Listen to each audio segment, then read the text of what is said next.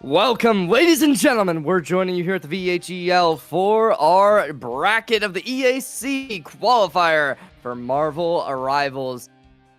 Oh, ESC? ESC words, yeah. Well, ladies and gentlemen, we are here. We are ready. Round 1 of the playoffs is underway. We have XP League Fresco Falcons coming on through, taking on the XP League Alkworth Ghost. Now, who's going to be able to find the victory in map number 1? We will have to wait and see as we head on. It's going to be the Yggdrasil path to start us off as we get underway with the picks and bans. We do see the current hovers of what these players do end up opting in for. We can see kind of the Ghost going for a bit of a meta kind of shift. Now, something that we do always like to see, right? The current meta of Marvel Rivals certainly has been shifting, and not amazing. Doesn't seem like these two teams not really going to opt in for what has been kind of considered the real way to kind of play the game to its fullest capacity. Instead, going for the comfort picks, right? The options that are going to allow them to play to their fullest capacity, and that's certainly not the worst play by any means. Now, I love that.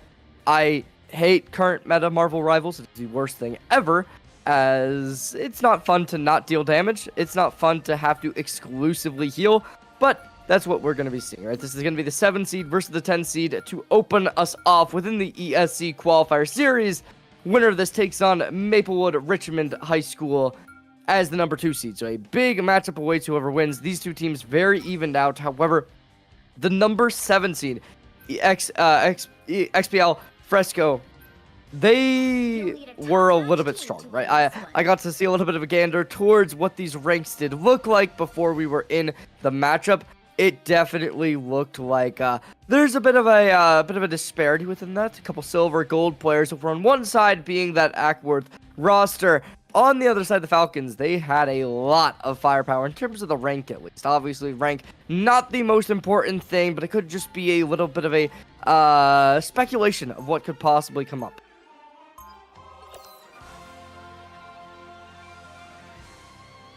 Now, as we head on in, game does seem to be starting sooner rather than later. The Ghost starting on the defensive side. Falcons taking their hands as the aggressors. See what does end up happening. Pretty similar compositions on both sides. The Falcons having a couple of differences, right? We see the Winter Soldier opted in for. The only real similarities is going to be that Magneto by the looks of it. See what they can get, right? It's a strong character. I believe it did recently get buffed, and how that is going to be able to approach, we will have to wait and see. The Falcons still have one player yet to pick up that they will go for the Rocket Raccoon. A nice supporting cast player, and we'll see what they are inevitably ending up finding as we get straight on into the matchup.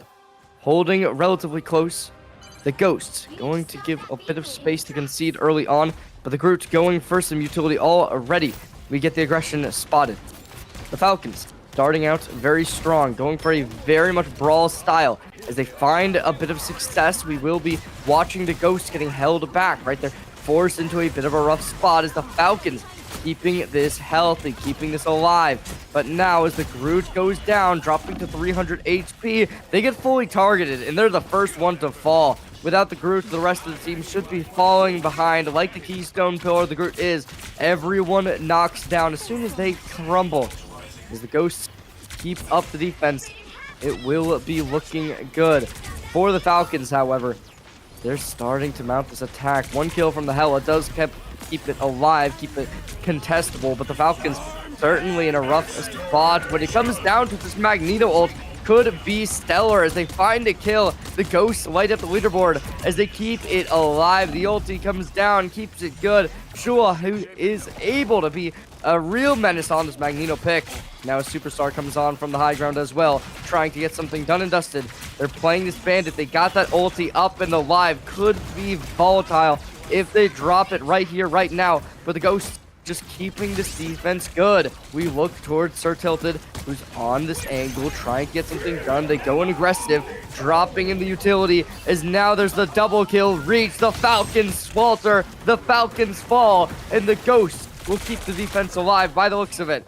You get this Star-Lord crumbling down, maybe a bit of a tech issue, something like that, but the Hela is able to find them in the end, as now we do see the Emma Frost coming down. Foxy JJ on the ulti. Looking good, looking healthy. Rest of the team stays alive. The Falcons gonna drop an ulti of their own as the Rocket Raccoon comes into the action, finding the first, taking down the hell on the other side. As now the Ghost needing to back up a little bit with even more players faltering, dropping like flies. It's the Ghost to give away a little bit more time as the Falcons keep up this contesting. Keeping it up. Captain America walking straight on in, drops down. The Falcons bringing it forward. And now as they go into this tight choke point, this is where you'd imagine that the Falcons with this Winter Soldier will be able to stellarly put it in. Lucasson goes in with the ulti, unable to make a kill convert.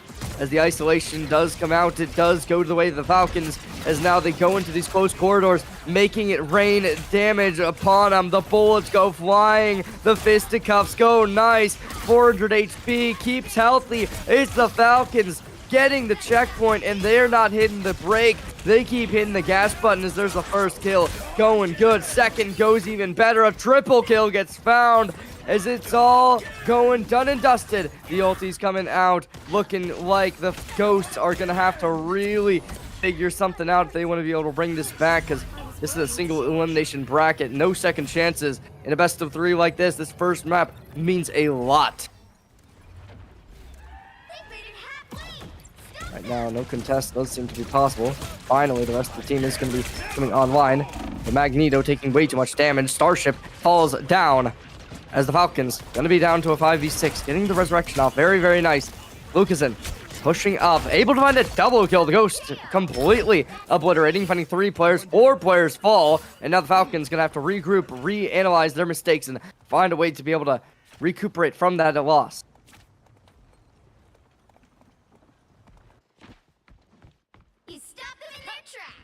Five ultimates available for them. On the other side, there's going to be 4 of their own. Could possibly be a nice situation to be in. Let's see what they can get.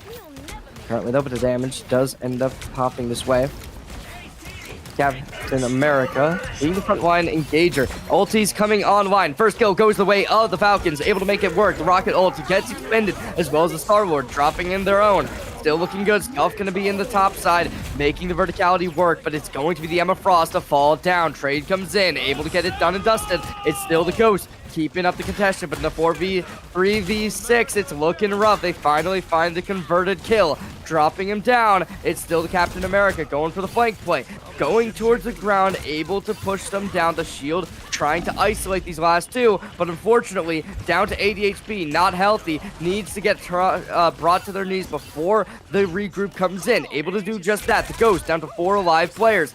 Still going to be Starship playing aggro, looking to get a little bit of poke damage, maybe go for the flank angle, able to fly around, trying to disrupt the backline. The Falcons gonna have Starship moving back over to the main stage, but as 2 ultis from the Falcons do come up, it's the Starship raining down bullets, relinquishing any type of contention, as now we are going to be seeing the ulti activated from the Winter Soldier, trying to just put the nail in the coffin on the second point. Can they do it? That'll be the question. Seems like the answer may perchance just be yes, as the Ghosts looking to keep it alive, but unfortunately for the Falcons, the Ghosts do exactly what they came to do and find 2 kills. The Falcons now having to completely relinquish everything they could have asked for, and they are going to do just that. The Ghosts find the next team fight.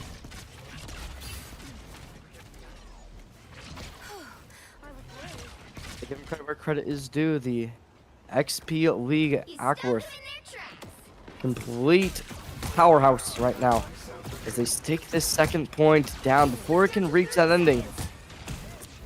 See this Magneto going for a bit of poke damage, now starting to put in the damage. 200 HP, all they're left with. The poke is very, very nice from the Ghost, not overextending by any means, but now the ulti's coming online. The Star-Lord making something happen, looking to do it all, but it's just going to be the isolating coming in. Double kill from the Star-Lord, looking to make it a triple. Unable to get it just yet, but they still go wide. Ulti comes in for the Rocket Raccoon, trying to get something done. All the bullets raining through. There's the kill, goes overtime. It's looking nice as the Rocket Raccoon pulls out the machine gun and pulls this point into the next checkpoint.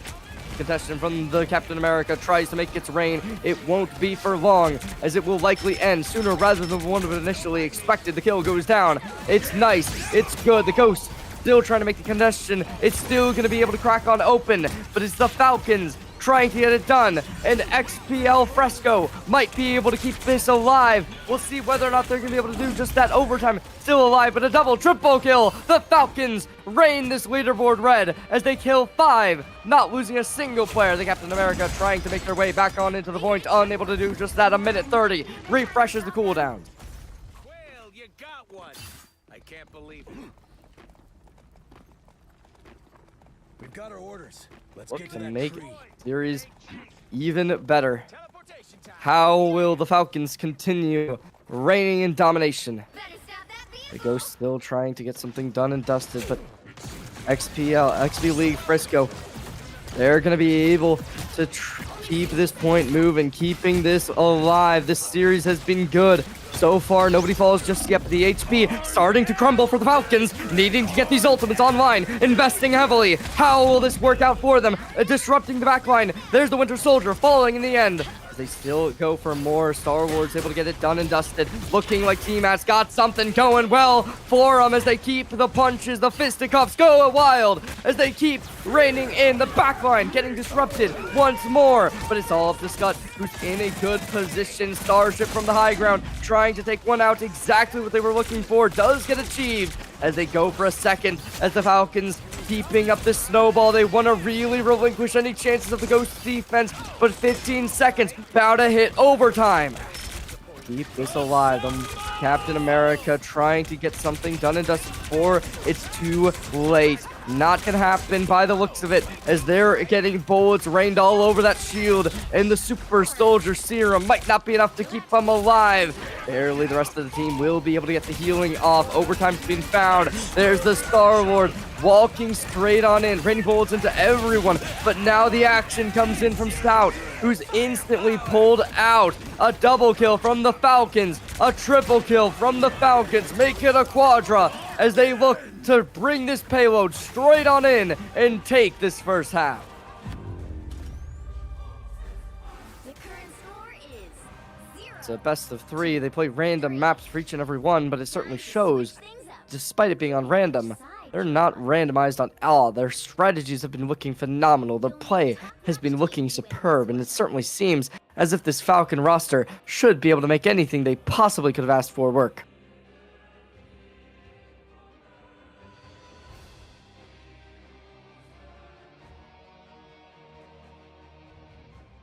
There doesn't seem to be too many changes in terms of the composition. We do see the Scarlet Witch possibly to be locked in, and could be a big change-up. For the most part, though, sticking the same. Not going to make too many adaptations onto it.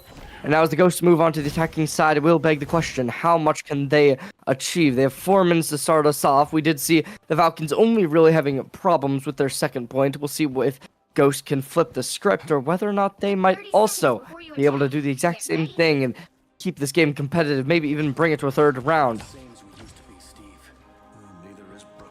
And obviously, in the single elimination bracket, it is as punishing as what we see currently. The Falcons needing this win if they want to get further, and the Ghosts in the same situation, right? They know the bare minimum or the maximum that they can get here is going to another round.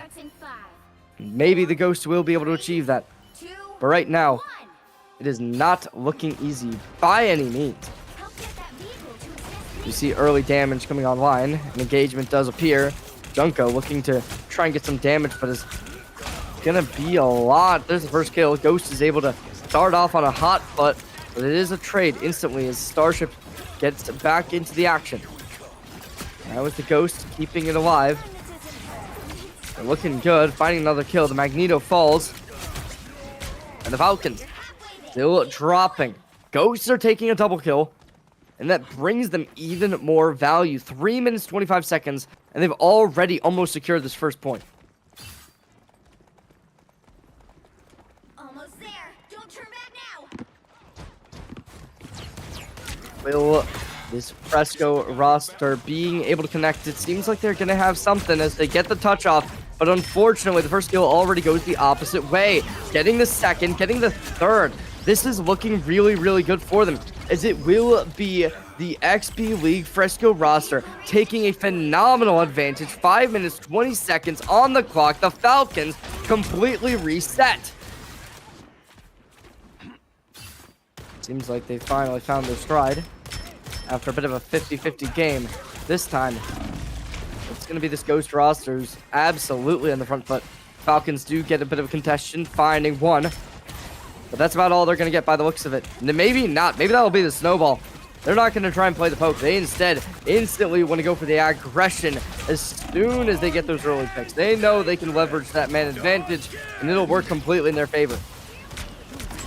There's still so much time remaining. If I'm on this Falcons roster, I'm looking to stagger those opponents, right? You can't be letting them get into this position where they all die at once. That gives them the opportunity to get the Ghost team all back on in. So Ackworth, they get a good reset. Everyone's back alive, only dropping around 30 seconds.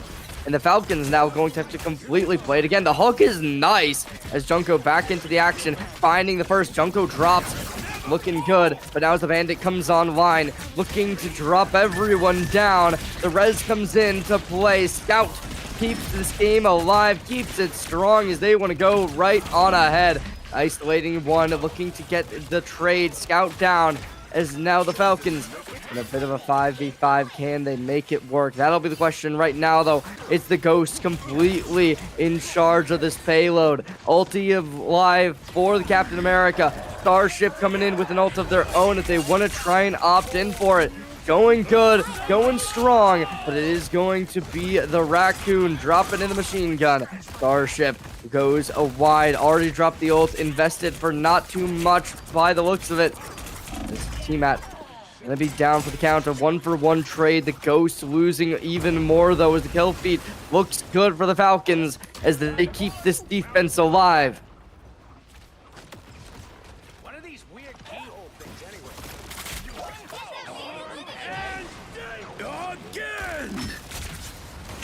Now, 1-for-1 trade comes on out. Superstar gonna limit the succession, but the Falcons keeping it alive, keeping it healthy, dropping down the utility, making sure they can get a clean 6v6 going. But it is still going to be looking pretty good. The engagement comes in from Superstar as well as the Venom on the other side, trying to play the defense on the payload, not allowing too much space to be taken by the Falcons while they try and execute onto the payload. As of now, though, the Falcons dropped in their Gambit ult. That could be fight over. As they look good, they look pretty. First kill gets found. The Ghost immediately look to press the W key. Can they do it even further as they try and keep this aggression alive? They're disturbing the balance and they're making it go their way as it's now a 4v6. Still haven't dropped a single player. The Ghosts might just be on track to do it all. Falcons finally going to be able to make the trade happen. Not for long. Superstar gets one, instantly traded. Good stuff comes in. Tilted. Still going to be in a good spot as they're on that Magneto with the ulti in hand. Could possibly invest it to try and gamble this point into their favor. But right now, Lucasen still just trying to isolate one. Unable to make it happen, though. Ulti comes through from the Falcons. Got a lot more in store if they want to try and opt in for him. But oh no, the freeze comes in. Lucasen in a bad spot. 200 HP, needs to diverge away. Pivoting outside, looking to get the healing alive. And they're able to get it done and dusted really quick. That damage already mitigated. And now the Falcons back on in, looking to play a little bit of a good start. Starship needs to get out, able to do exactly what they were aiming for as they have that ulti. They need to stay alive if they want to be impactful within this fight up.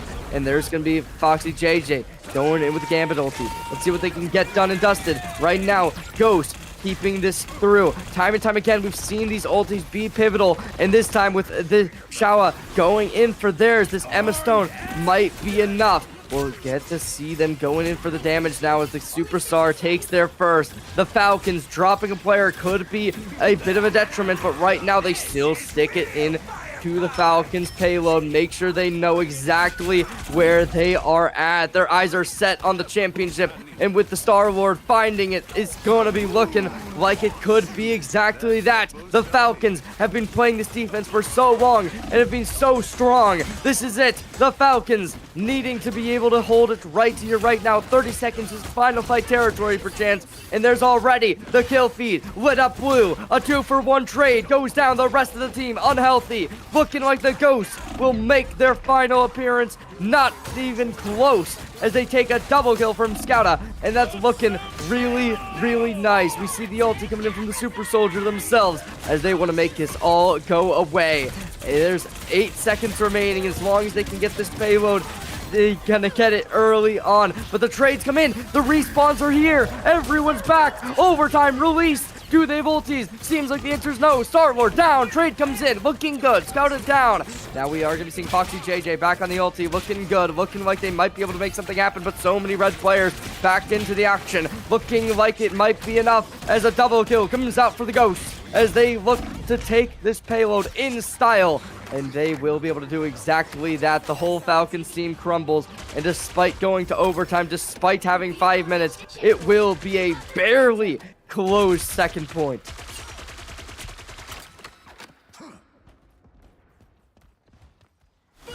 And 20.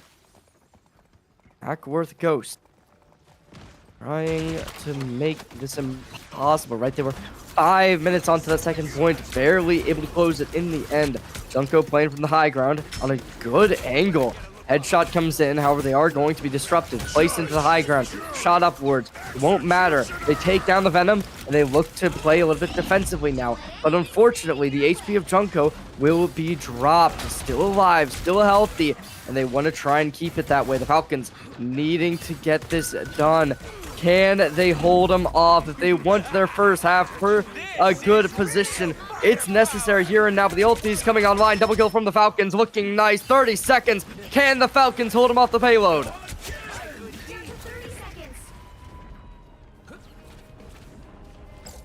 5-second timer on the Venom.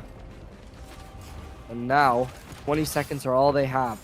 One team fight. Whoever wins this will likely be able to find their victory. Map number 1. We're only on a single map. Just goes to show the dominance that these teams have been displaying. As now we do get to see the ultis coming online. Double kill comes in for the Falcons. Looking like the Star-Lord is going to be able to put the nail in the coffin as they take the first. Looking like the second. It's all but over, as it's the Falcons taking this by the looks of it. It's a miracle necessary, but a miracle will be unavailable as overtime seems to be procced all the way to the last millisecond. Finally, we will be getting the touch. It's the Venom to make it happen. Lots of players starting to come online. Superstar takes the first. This might be enough. This might be good, but there is still the res coming online. Superstar able to get it done and dusted, but it is still going to look good. It's the side of the Ghost to completely match the comeback as they keep this payload alive. How on earth did they make this happen? It's still available. It's still possible. 5 players alive. It's still going to look good. And now we're going. The Falcons still keeping this whole series in the works. Lucasen trying to get it done. And despite heroics necessary, it will still be the Ghost taking us to a 3rd point. Wow. Yeah, the Falcons just can crumble right beneath this point. How on earth? This is only map number 1 of a best of 3, and we're going the distance already. 3, 2, 3. Time to switch things up, including which side you're on. You'll need a top-notch team to win this one.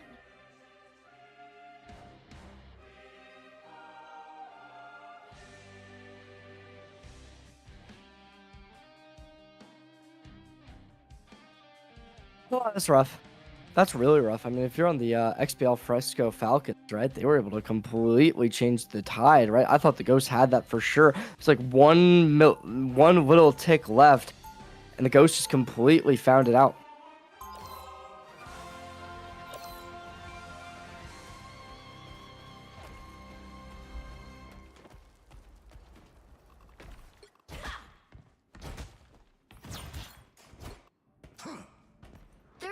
Before you attack, get ready.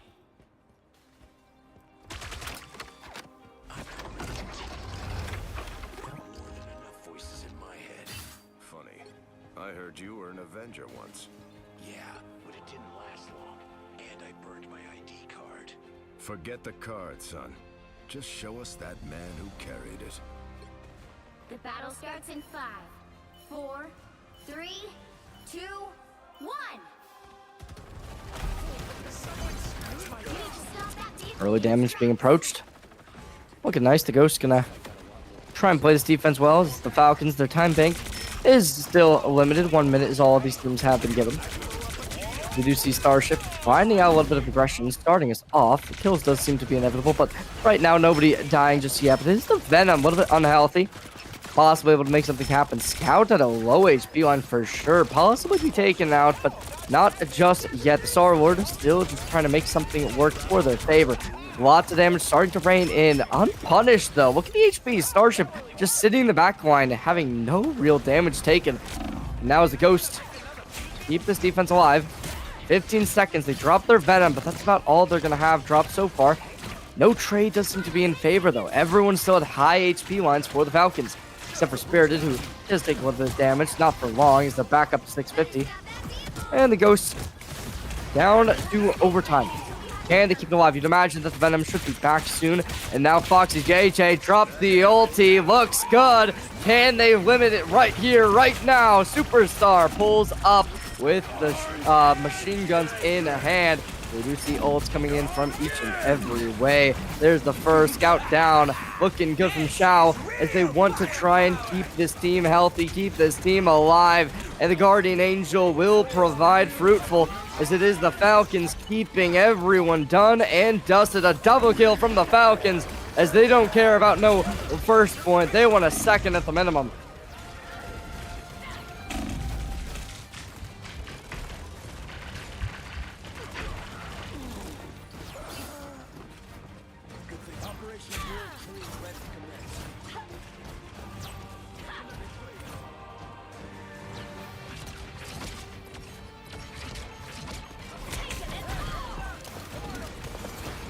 Nice fight could possibly be the final thing we got. It's a 1 for 1, 2 for 1. Looks like it's all but over as they drop down. Overtime still going to be available. 1 kill goes for the way of the Falcons as they're able to pick up on Starship. Now it's going to be Tiamat trying to go in. They dropped the ulti already, investing it heavily. Now they got to go in. Ghost, final fight territory. Can they make it happen? Seems like the answer is going to be yes as they pick up this point. And now, as the Falcons go on, second point available, they've picked up a little bit of leeway for themselves. The contest does seem to be here, as it will instantly taken back. As the Gambit falls, it will be a trade. Instantly, we see Tiamat down for the count. A triple kill comes online. 2 go the other way, as the Star-Lord picks up a double. As now, it's looking really, really nice. The Ghost keeping this alive. 2 players, all that's remaining. Make it 1 more down, as the Ghost will be unable to keep that alive. One point down, 2 more left. How many more can they get before they fall down? That'll be the question, as this certainly is looking to go the distance.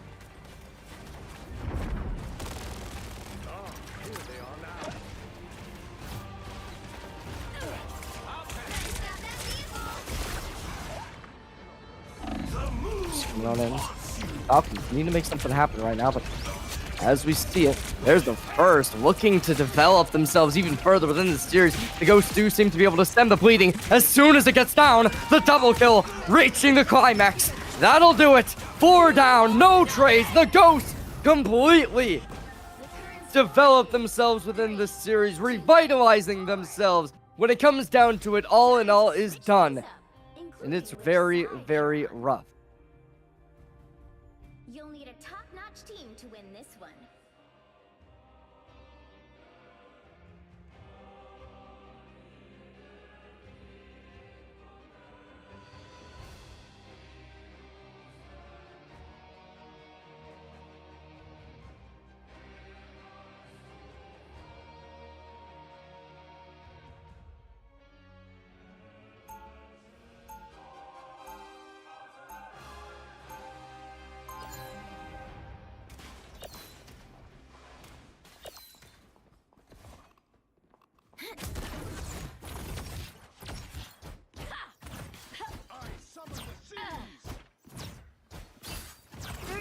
Before you attack, get ready.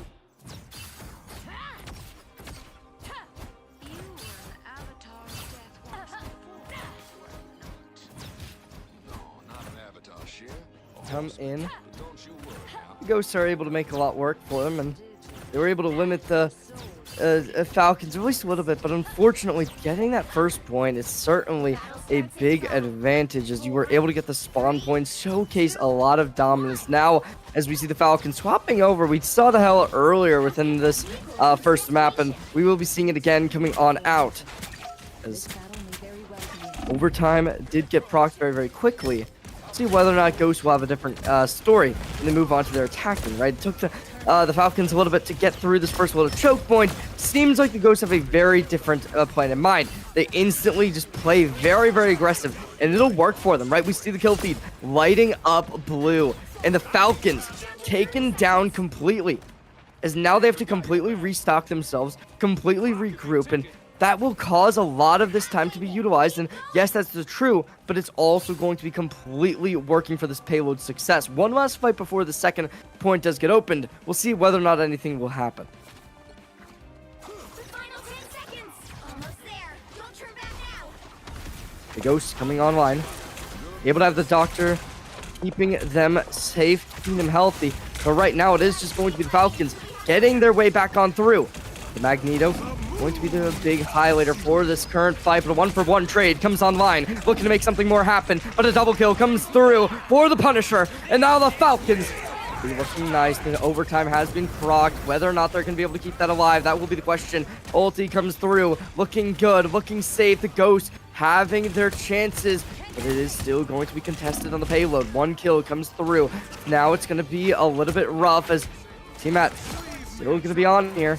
Still going to be looking good, taking down the Hela. A couple more players looking for the touch. Unfortunately, not able to happen too often as this portal is being a real hindrance for this payload to go down. But finally, the payload launches. The Falcons take game number 1, 4-3 in overtime. How they made that happen, who knows? But it certainly was a crazy game.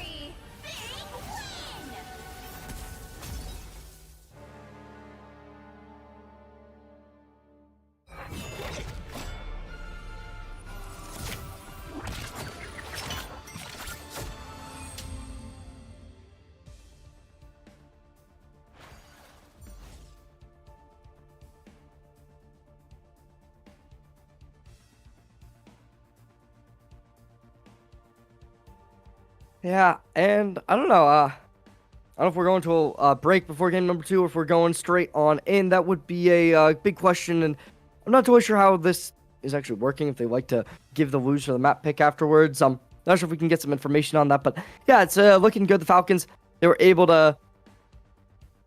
Oh, yeah, we're going to go to a quick little break. Ladies and gentlemen, don't go anywhere. We will be right back right after this quick break.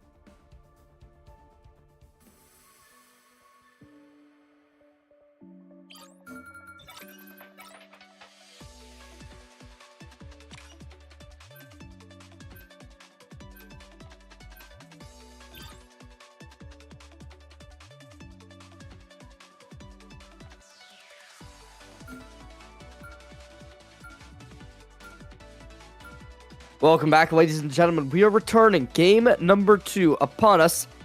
Obviously, game number 1 went the distance, right? It was 3-4 in the end. This time, we go on domination. So, unfortunately, this one will be a lot quicker of a series. We'll not be seeing that double overtime unless something crazy happens.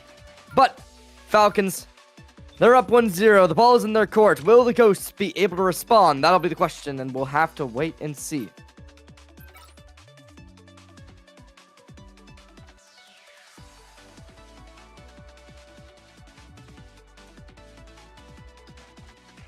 Go in.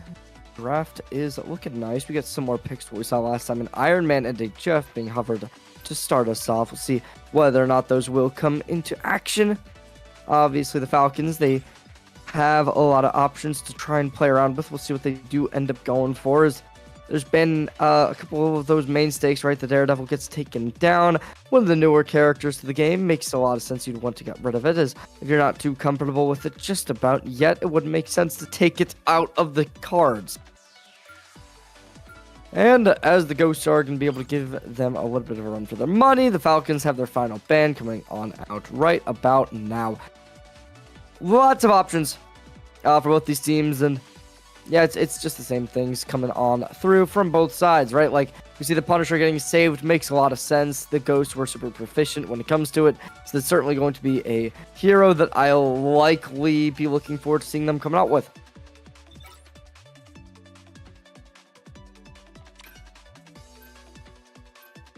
Interestingly enough, I believe that is the Rocket Raccoon banned away, so an interesting idea to ban that out. Now you have a little bit of time. Confirming the picks, seems like everyone is all ready for what they want to be able to bring into this. The Loki getting hovered, a nice support character to be able to get a little bit of alt charge. Now, see how that does end up playing out. Interesting, though, that Jeff does get locked. So we didn't see this last game. Jeff, a very fun support, in my opinion. I love the Jeff as of myself. But how that will end up coming in, that will be the goal.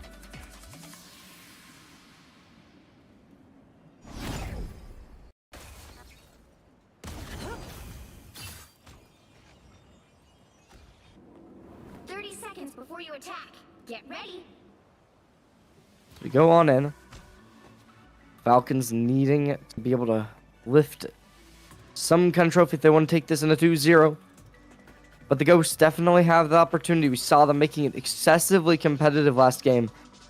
In terms of the firepower, these two teams evenly matched. The ultimate usage looked phenomenal. They were extremely good at being able to coordinate utility, and that's something that as a team, you need that cohesion to be able to make it work. As now the Ghosts are going to be running it down. Let's see what they can end up find. As, yeah. The speed isn't really there for either team. We don't see anything like that. Dr. Strange, anything that would possibly give a little bit of an advantage in terms of that boosting. Right now, though, just going to be an early start. A little bit of lag on our end. And there's the first kill. The Falcons already dropping one player. As the respawn does instantly come back up, we are going to be seeing the Groot utility coming on, putting a little bit of a hindrance on the battlefield, making the movement changing up. But as the 1v1 comes out, this Groot playing as that tank position, going to have to relinquish their current position, as now it is going to be the Ghosts taking this for a ride. They destroy the first, going to be traded out. Foxy JJ off the board. Now is the Falcons going to look to try and play the retake. We'll see what they can end up coming up with as they go in looking to try and make this work. We do see Starship moving off the Star-Lord onto a newer character, and it works out for them. Jeff Swallow going to work up relatively well, looking to spit some people out, able to get two. Superstar takes them down. Still going to be a bit of a scuffle on the point. 1-for-1 comes online. Both Starship and Foxy JJ both collapsing. The Falcons regain the point. 34%, all that's going to be conceded.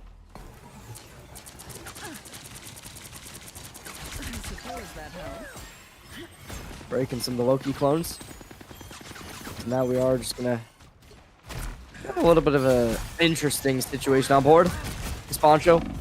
Gonna be on the Groot, low HP, needing to get the healing, gonna be exactly able to do that is now ultimate is available. Going to try and go for it. For chance, we'll see what they do end up opting in for. First kill gets seen. The Falcons able to pick it up. Looking nice. Foxy JJ still going to be at the back front. Dropping down 500 HP. Keeps it lowering 100. This Groot, unkillable. And now it's Magneto coming in with the ulti. Able to pick up one. Star Show down. Looking nice. Foxy JJ dealing the damage. Raining forward. There's the ultimate coming in. Looking nice as it is going to be the Falcons keeping up the domination. The double kill for the Falcons. Pulling forward. They look to peel for the rest of the team. It is going to be the Falcons keeping it up. The Winter Soldier ulti comes online. Finding one. Magneto falls. Looking good. Bit of a flank route opting into it. Not totally sure what they're shooting at it. But it is going to be a kill, right? Foxy JJ falls down once more. There's the ulti coming in. 1, 2, both fall. Looking nice. The triple kill from the ulti. Great work coming in from the Falcons as they keep this point in their favor.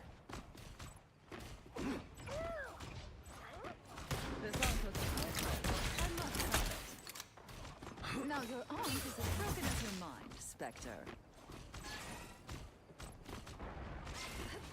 Gathered. One team fight remaining. If they can win this, it could be nice. Getting the stagger pick onto the Ghosts, forcing one of them to be late to the team fight. Definitely a big start. As now Junko playing aggressive, very far forward. Now we are seeing this clock ticking. The Jeff Bolt picks him up. Looking to drop him down. Shawa gets 3. The Falcons dropping like flies as they all get staggered on forward. Another falls. Looking to put the nail in the coffin for this team fight. Now it is looking good for the Ghosts as a miracle allowed that triple kill to occur. Misplays from the Falcons get punished, and now the Ghosts are going to be able to completely capitalize on it. Look out for Moon Knight's off.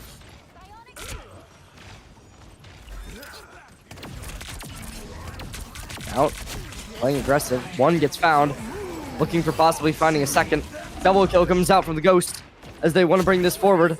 There's the trade, comes online. Star down. We are just going to be seeing the Falcons on a last fight territory for their own right. Whoever wins this will be able to find this first point coming on in. Looking nice as it is going to be Team At trying to play from the low ground.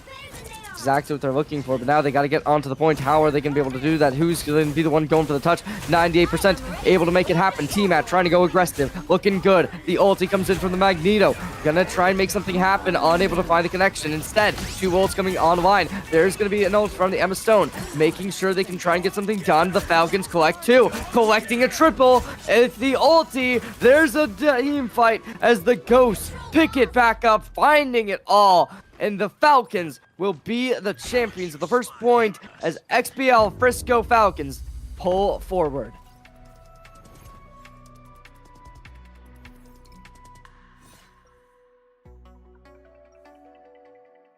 Going on to Cradle. Next objective. They can get Carousel went very, very far. It just goes to show these two teams equal in firepower, equal in strength, and this is just the 7 seed versus the 10 seed. Begs the question, what will we be seeing once we get to farther matches? So far within the ESC Qualifier Series 2, only one match has concluded so far, that being Lemoore High School versus Lancaster High School, a 2-0 victory for Lemoore, the higher seed, as the number 8, taking down the number 9. Now they move on to face Stockdale High School. Beyond that, no other matches have concluded so far, or at least have not been recorded. As we move on in, game number 2 right upon us. See who's able to find it. Obviously, we get to see a little bit of some fun happening. Heading the Jeff. Very fun character, you know, from the... Wow. Deadpool comics. Jeff, very, very fun character. And see what's going to happen on this second point. Who will be the ones to take it? Obviously, the Falcons looking very, very strong so far within this series. And, yep, early damage will be applied. Not able to make too much happen just yet, though. It's just going to elect for the high ground. trying to opt in for this. It could certainly play well onto the poke, getting early damage with Jeff almost falling instantaneously, but Starship's going to be the one to collect. We do see the Jeff with the ultimate still available if they want to try and invest that early, but it might not be necessary as 3 players already falling down. The Falcons look to take this team fight in instant fashion. They already have it gathered, and now as Brute comes on line, low HP, gonna be looking good. A double kill from Team Addo, who's bringing the Ghost down once more. And now they look to play solid. They look to play collected. How are they going to approach this? That will be the question. The Falcons needing to keep this alive. Needing to keep this safe.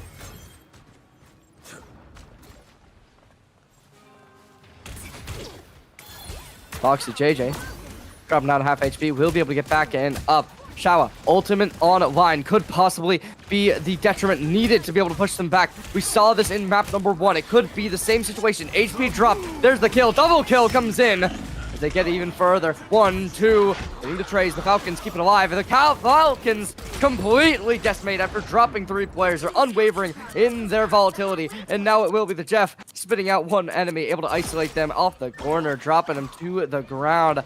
And that will keep the Falcons alive and pretty. 60% gathered. Looking like a beautiful Groot. Could possibly drop the ulti if they want to try and invest, keep themselves alive on this point. But more likely than not, the stagger will come out. The team is going to be rallying behind them now as 5 players back on into the action. Couple ults online for the Ghost. Will likely be investing them, but the Winter Soldier coming online first. Going good. Looking like it's nice, but we do see the ultimates coming in from the Ghost, dropping 2 at a time. The Falcons will reply with 1 of their own.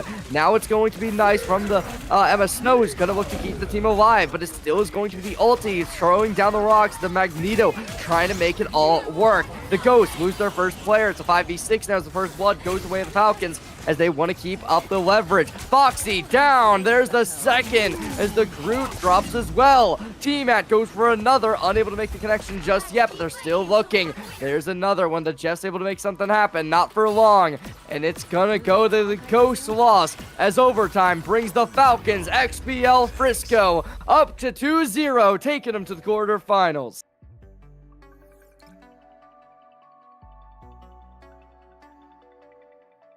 And that will do it. Ladies and gentlemen, your quarterfinalists, XBL Frisco Falcons, going up to face off Maplewood Richmond High School in round 2 of the ESC Qualifier Series number 2. This is phenomenal work from them. And as we head to a break, one more shout out goes up to https://nationals.gg. Make sure to check out nationals.gg for even more esport action. We're waiting to the ESC finals in Orlando, Florida. That will be in June. The Esports Series Championship, big sponsor, and make sure to check them out. We'll see you all later with more action as round 2 coming in just a little bit. Peace out.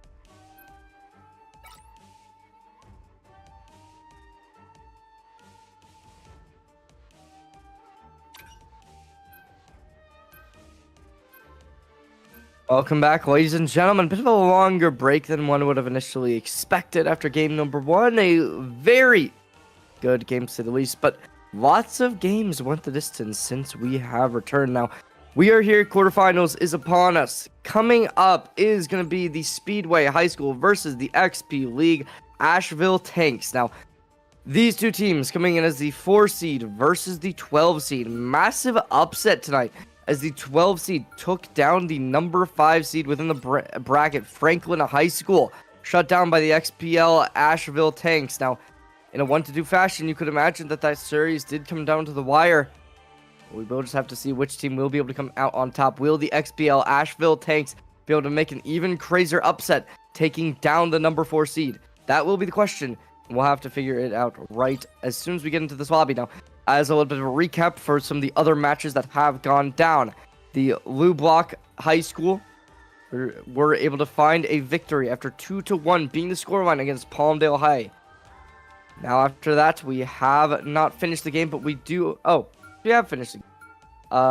It was LeBlanc High School. Sorry, this is a bad pronunciation on my part.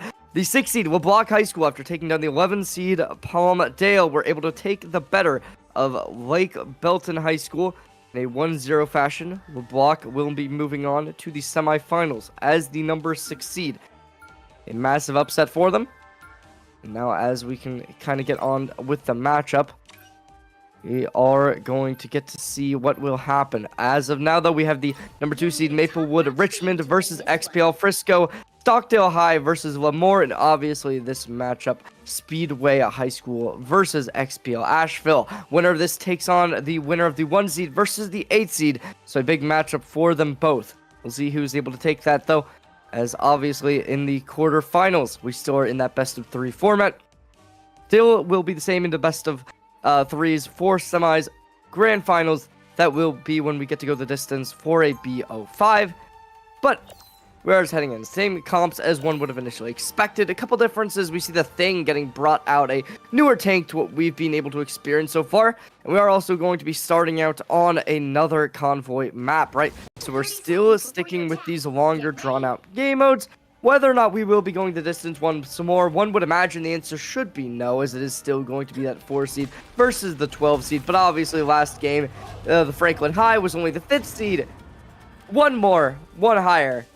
And it still went the distance to 2-1. So definitely could go to be a very long, definitely could have been a fluke win. We'll have to wait and see, as the XBL Tanks are going to be heading out of the doors, opening up Speedway. How well can they play the defense? That will be what we look towards finding right about now. As nobody holding too close, we are seeing the major choke point found out just about now. Coming on in, early aggression spotted. First kill gets seen. Speedway loses their first player. The XPL Tanks are on a massive stranglehold right now, but they are able to break through. Speedway is going to be able to find the trade, shutting down what looks to be one of the main playmakers for this team as they put him on the Spider-Man. You know, a very difficult hero to pilot, but despite that, they still had the faith that they would be able to navigate rooftops well enough and find flank angles. As Speedway has their Hulk taken down, they are forced into the roof banner form. Instantly getting taken down, a double kill from Speedway will be able to peel for the rest of the team, giving time for the Hulk to be able to make their way back into the action. Now Speedway still holding strong. They are now going to be facing off against the Spider-Man who gets back into the action. The flank is available. XBL Tanks looking to try and play the aggression. They're hitting the W key, and it's working well. Now is the Speedway dropping in HP, going to look for the recontest, however. A kill goes their way as they drop down the Thing, and now lots of ults will be invested. Possum trying to get some shots from the sky, but as they do have 2 players falling down, Possum will end up opting in for the health pack. Try and re-navigate towards the rest of the team, regroup, possibly look to keep disrupting the backline though. Pickleman will be able to find the kill. Possum down. At 2 minutes remaining, the XPL Tanks might be in a little bit of a dangerous situation.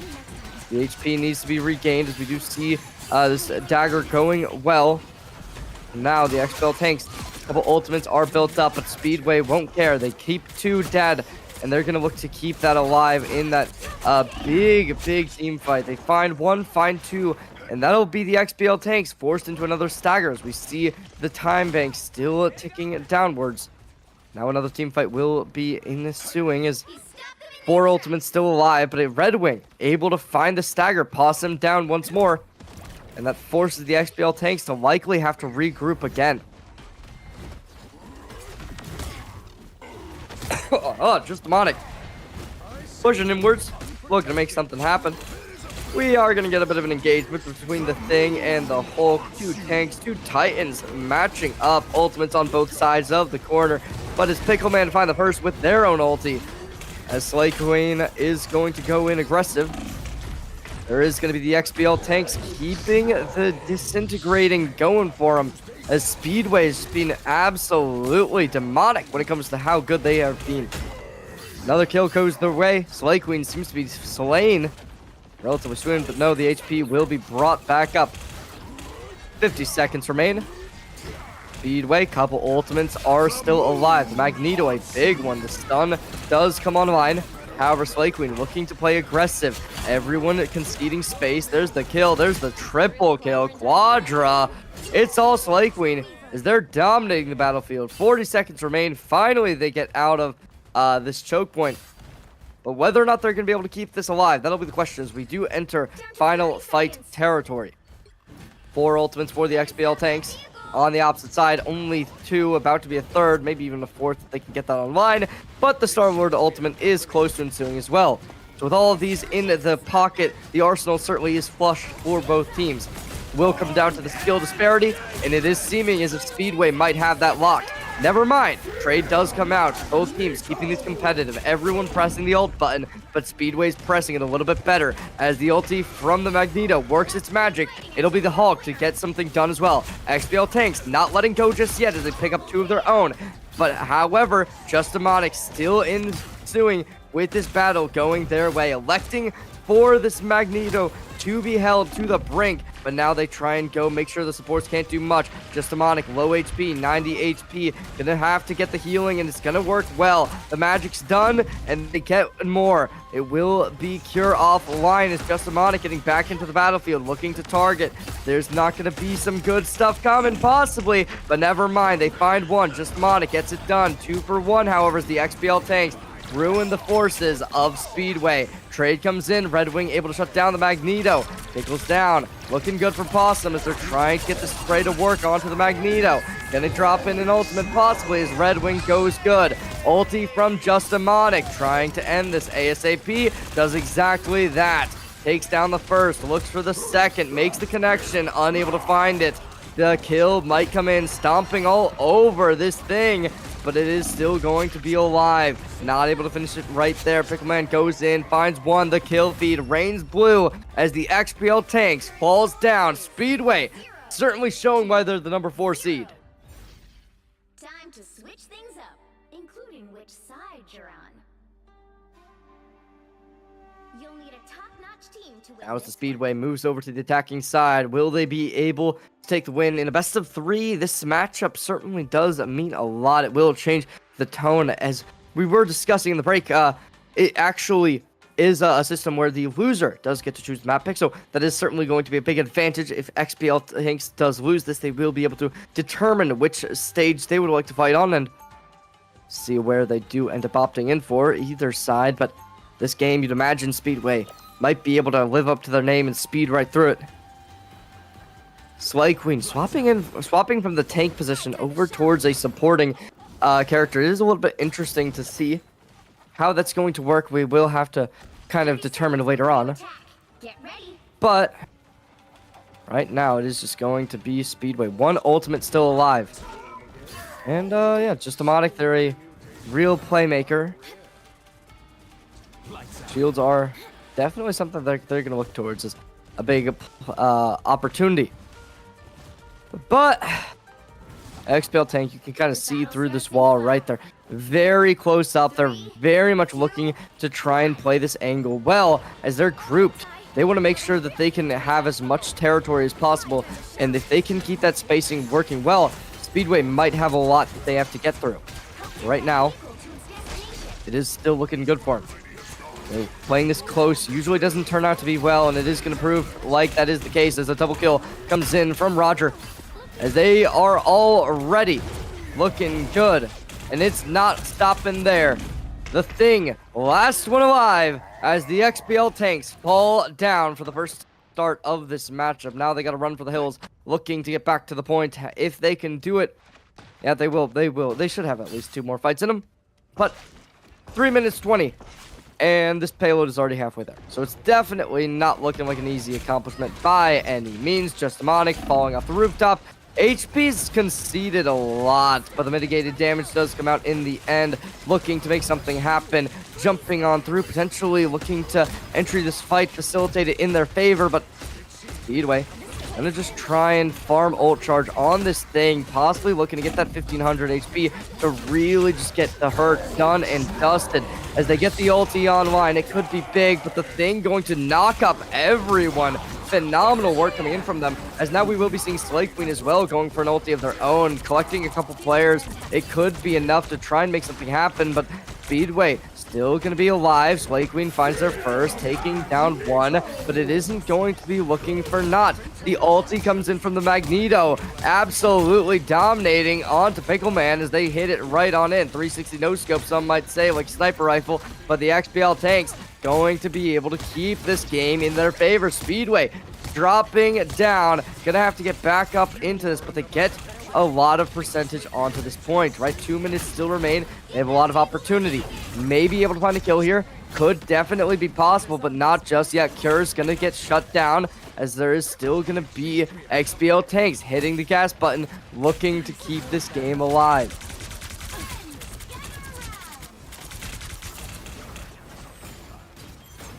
Speedway, 3 ultis available. Let's see what they can make happen, as not looking good whatsoever. The XBL tanks might just have this in the bag. They are getting the ultis online. 2 kills already coming in for Speedway. Slay Queen, low HP, but they're trying to farm that ulti up. They're about to get it. They have that online. Could try and invest it. Must invest it, one would imagine, as this could be detrimental as Possum falls down. The second kill comes in from Pickleman as well. It's the XBL tanks. The rock comes through from Magneto, able to cut it right onto Cure, but Pickleman drops them in their place. A minute remains, and it's looking detrimental. Ulti comes through from the Jeff, but Slay Queen unable to utilize it.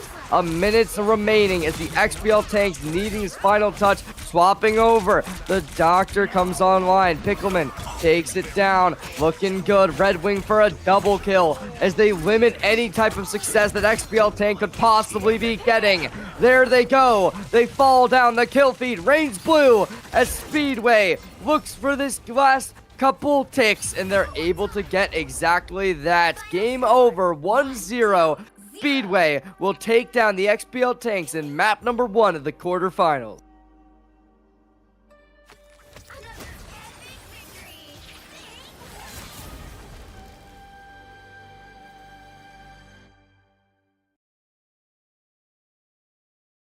Phenomenal start, to say the least, as gotta give credit where credit is due. Speedway High School, an absolute menace to deal with.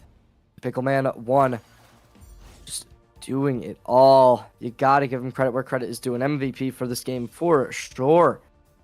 Is just Demonic, 23 kills, second most. But then when you look at the number 1 player, 31 kills, 3 deaths. Pickleman, a masterclass performer, to say the absolute least. Which is interesting, right? Only a 37% accuracy, actually the second least on the team, right behind just Demonic. Which makes sense when you're playing a tank-based character. But just the damage output that this player was putting forth, 28,000. Almost doubling what Red Wing was, and it just goes to show, right? Pickleman, they're putting the team on their back, and they're saying, yep, I will be the carry potential. I will be the one to really just put the hurt on our opposition. And XBL tanks didn't really have an answer for it. It's something that as you grow as a team, as you have those kind of relationships severed, it does become a bit of an issue if you can't keep the whole team together. But obviously Speedway, they're the ones that are certainly favorites for this matchup as the number 4 seed, being able to put themselves through the ringer consistently. Now we'll see what does end up happening after this. It certainly is looking good. Just a little bit of a recap before map number 2. Stockdale High School had been upset by Lemoore High School, the number 1 seed, out of the brackets. So now the winner of Speedway versus XPL will go on to play the number 8 seed, Lemoore High School. On the opposite side, Lebec High School were able to take down the number 3 seed as well, Lake Belton. Now it is going to be the 8 seed and the 6 seed, both up in the semifinals. The answer to the Maplewood Richmond versus XPL Frisco still has not been determined, but we will have to wait just after that. I don't know. I guess we will go to a quick little break. Ladies and gentlemen, don't go anywhere. We will be back with game number 2 in just a little bit.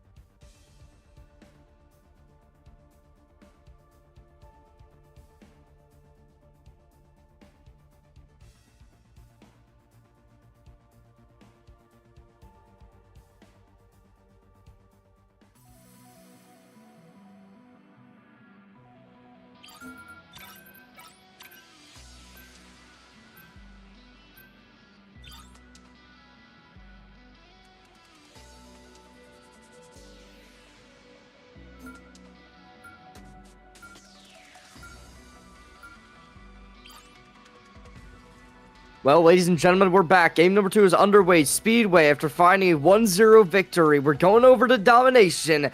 Asheville Tanks needing to make the comeback. We'll see whether or not they're going to be able to do it. Speedway clearly a dominant matchup when it comes to being able to defend, but the attacking did look lackluster. They had a bit of a tough time being able to break through the defense, and how will XBL look to exploit that? That will be the question, is Speedway needing this game to be able to close out 2-0. But if you're XBL Tanks, your backs are against the wall. You need to be able to close this out.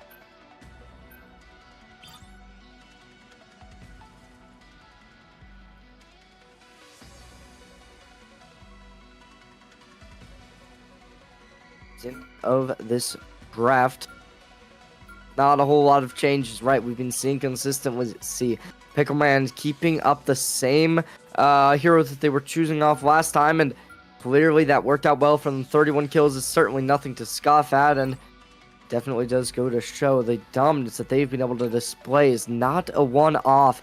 They're comfortable on this pick, and they're going to keep it going. Pick your hero. Right about now, I'm not judging. we are just seeing everything going the same way as before. A little bit differences on the support. No more Jeff to be taken. Slay Queen moving over from the Jeff back onto their original pick of the Thing. BG1 going on for the Hella. Pickles taking their play at the Luna Snow. How that will work, we will have to wait and see. The Mantis as well getting picked up, as well as the Thor. Could be a bit interesting. We'll see how Speedway does end up playing into it. They have a little bit more time to determine how they want to try and approach this matchup. But likely it is just going to be that brawl composition we've seen time and time again, being the repetition that works out well for some of these teams. And how this ESC qualifier will end up, that will be how this game could possibly conclude, as the 4 seed would end up being the highest seed in the playoffs, as the Maplewood Richmond High School was taken down by XBL Frisco, the team that we saw in the first round of playoffs. Now that we have 3 of our 4 semifinalists determined, it does beg the question of who will be able to find their way up to the semifinals in this matchup right here. Speedway, Asheville Tanks. As we get underway, it does seem like a lot of these flying mobile characters should be able to thrive heavily, as the Thor and the Thing of being a little bit into a rough matchup, right? You're not able to find a lot of damage onto them, but they're still able to make something happen as the Human Torch coming online. Lots of damage applied as the Thing down to half HP. Good healing does come back. Asheville Tanks being strong, playing by the cover. Double kill from Speedway as they already look to maintain this point, and it'll work phenomenally in their favor as they completely dismantle the Asheville Tanks. And that won't just end there. They're going for some stagger picks as well, as now they try and play aggressive, look for this next kill, trying to get away. This Thor will be unable to, as now a 10-second timer for the XBL Tanks does start to be mantled. And now Speedway, as they go for a bit of poke damage with this Human Torch. We'll see what they can find, but just Demonic not giving any leeway to their opposition.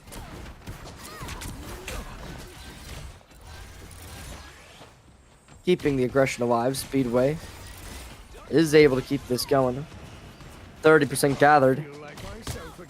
Already though, XBL Tanks just keeping this alive. We do see the Thing coming onto the action. BG1 down for the count, leaving him in the dust. A triple kill comes out as the XBL Tanks are all falling. It's looking good. There's a 4-player deficit now. You're only left with BG1 and Slay Queen, both of which are not really too invested into the fight and can get away easily. So XBL Tanks, they're about to have a regroup. They're about to make something happen. Question is going to be, will they be able to make this happen before the ultimates come online? We know how good Red Wing has been on this Magneto with this ultimate. If they can connect this rock to somebody easily, put it in a 5v6, it could get very, very desperate. as we do see the Mantis ult activated as well as something coming on through. It could be really, really rough. XBL Tanks going to be able to find their first, looking to make it a second, but unfortunately not able to make that just about yet. Ultimates have been extinguished, but it's still looking good. 1 for 1 comes out. It's now a 4v5, but still looking good for Cure as BG1 goes in aggressive from the high ground, finds the first, looks to connect the second, isolates the target, unable to do it. There's the second kill going down for Reaper, and it's gonna look good for BG1. Another kill comes down. The XBL Tanks confirm the point right before Speedway finds this first point.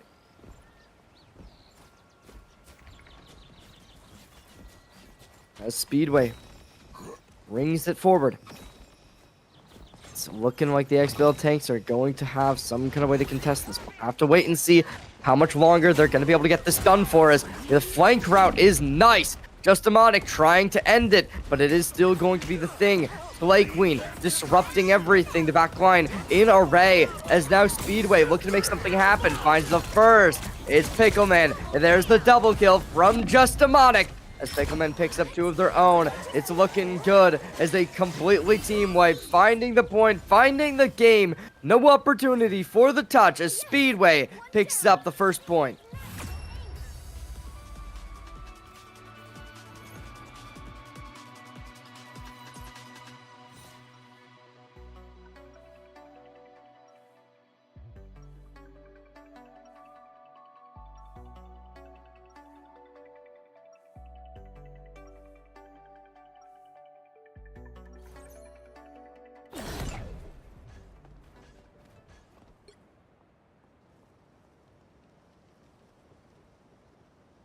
Seconds before you attack. Get ready. Mortals fear us, Hela. They do not see that we are essential forces of cosmic balance.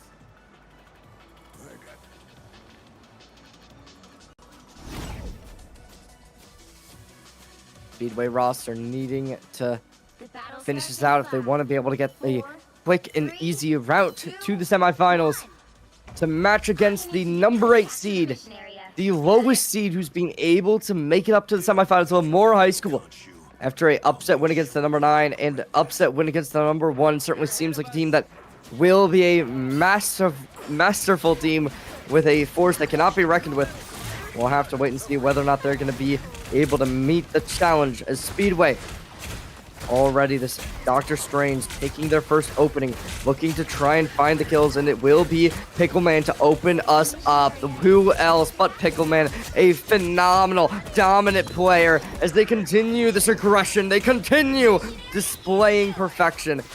Speedway is going to be able to start the point up, and they want XBL Tank down for the count, able to do exactly that as Speedway pulls up 10%, starting us off. XBL Tank needing to play the retake, needing to be perfect.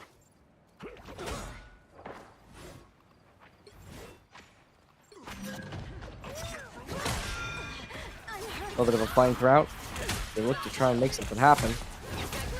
Going downwards, trying to utilize this verticality to its fullest. It will just be Speedway to start us off once more. Just Demonic limits the first. Now they keep going aggressive. Ulti comes in from 2 of XBL Tank's players, but it will not matter. It gets extinguished as the Mantis ult gets taken back. We do see the Storm ulti getting 2. Great work as it's a Sharknado pulling forward. G1 and allow this point to confirm. Now they want to try and get a stagger pick of their own rights. Not able to make it commit just yet. Trying to fish out shots. Unable to secure it in any regard. As now the XBL Tanks just going to have to bide their time. You don't want to overextend. Pickles maybe doing exactly that, however. As they are a tank, they are going to get a little bit more leeway than would have initially expected. Pickles does have, have this ultimate online. Could be nice, but as Red Wing finds the first, that's going to be the opener to really start exploding onto the point. Speedway gonna look to find that second, not able to commit it just yet, but it is gonna be close as Pickles does go for the rock, able to make it connect, not just yet though. BG1 down, no ulti will be found for the Magneto. Unfortunately, no cigar. It's gonna leave XPL Tanks in a bit of a rough spot as now Nicosaurus dropping in the ulti, looking to get something done, but unfortunately with Speedway and Red Wing especially dropping their own ultimate into the fray, it's looking like XPL Tank is just completely disintegrating. Speedway cementing themselves as victors, looking to make themselves into that semifinals, and it's almost done and dusted. Right about now, this is where XPL Tank's mental might just be starting to cease, as it's 60% and they're on series point and match point.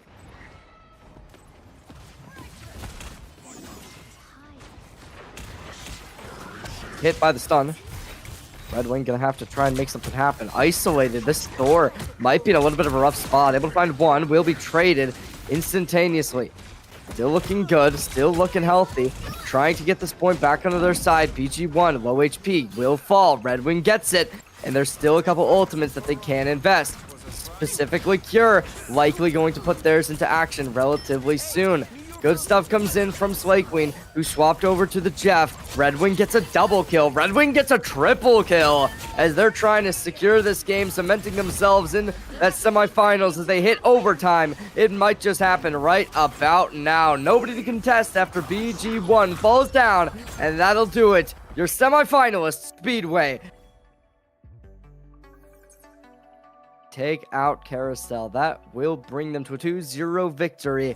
The 4 seed takes down the 12 seed XPL Asheville Tanks and will meet against Lemoore High School. Book their ticket into the semifinals. So we will be back with the semifinals in just a little bit. Ladies and gentlemen, we see Pickleman as the MVP once more. Who would have doubt? But that will do it from us. Thank you all so much for staying tuned, and make sure to stay tuned for the semifinals and grand finals, which are right up ahead.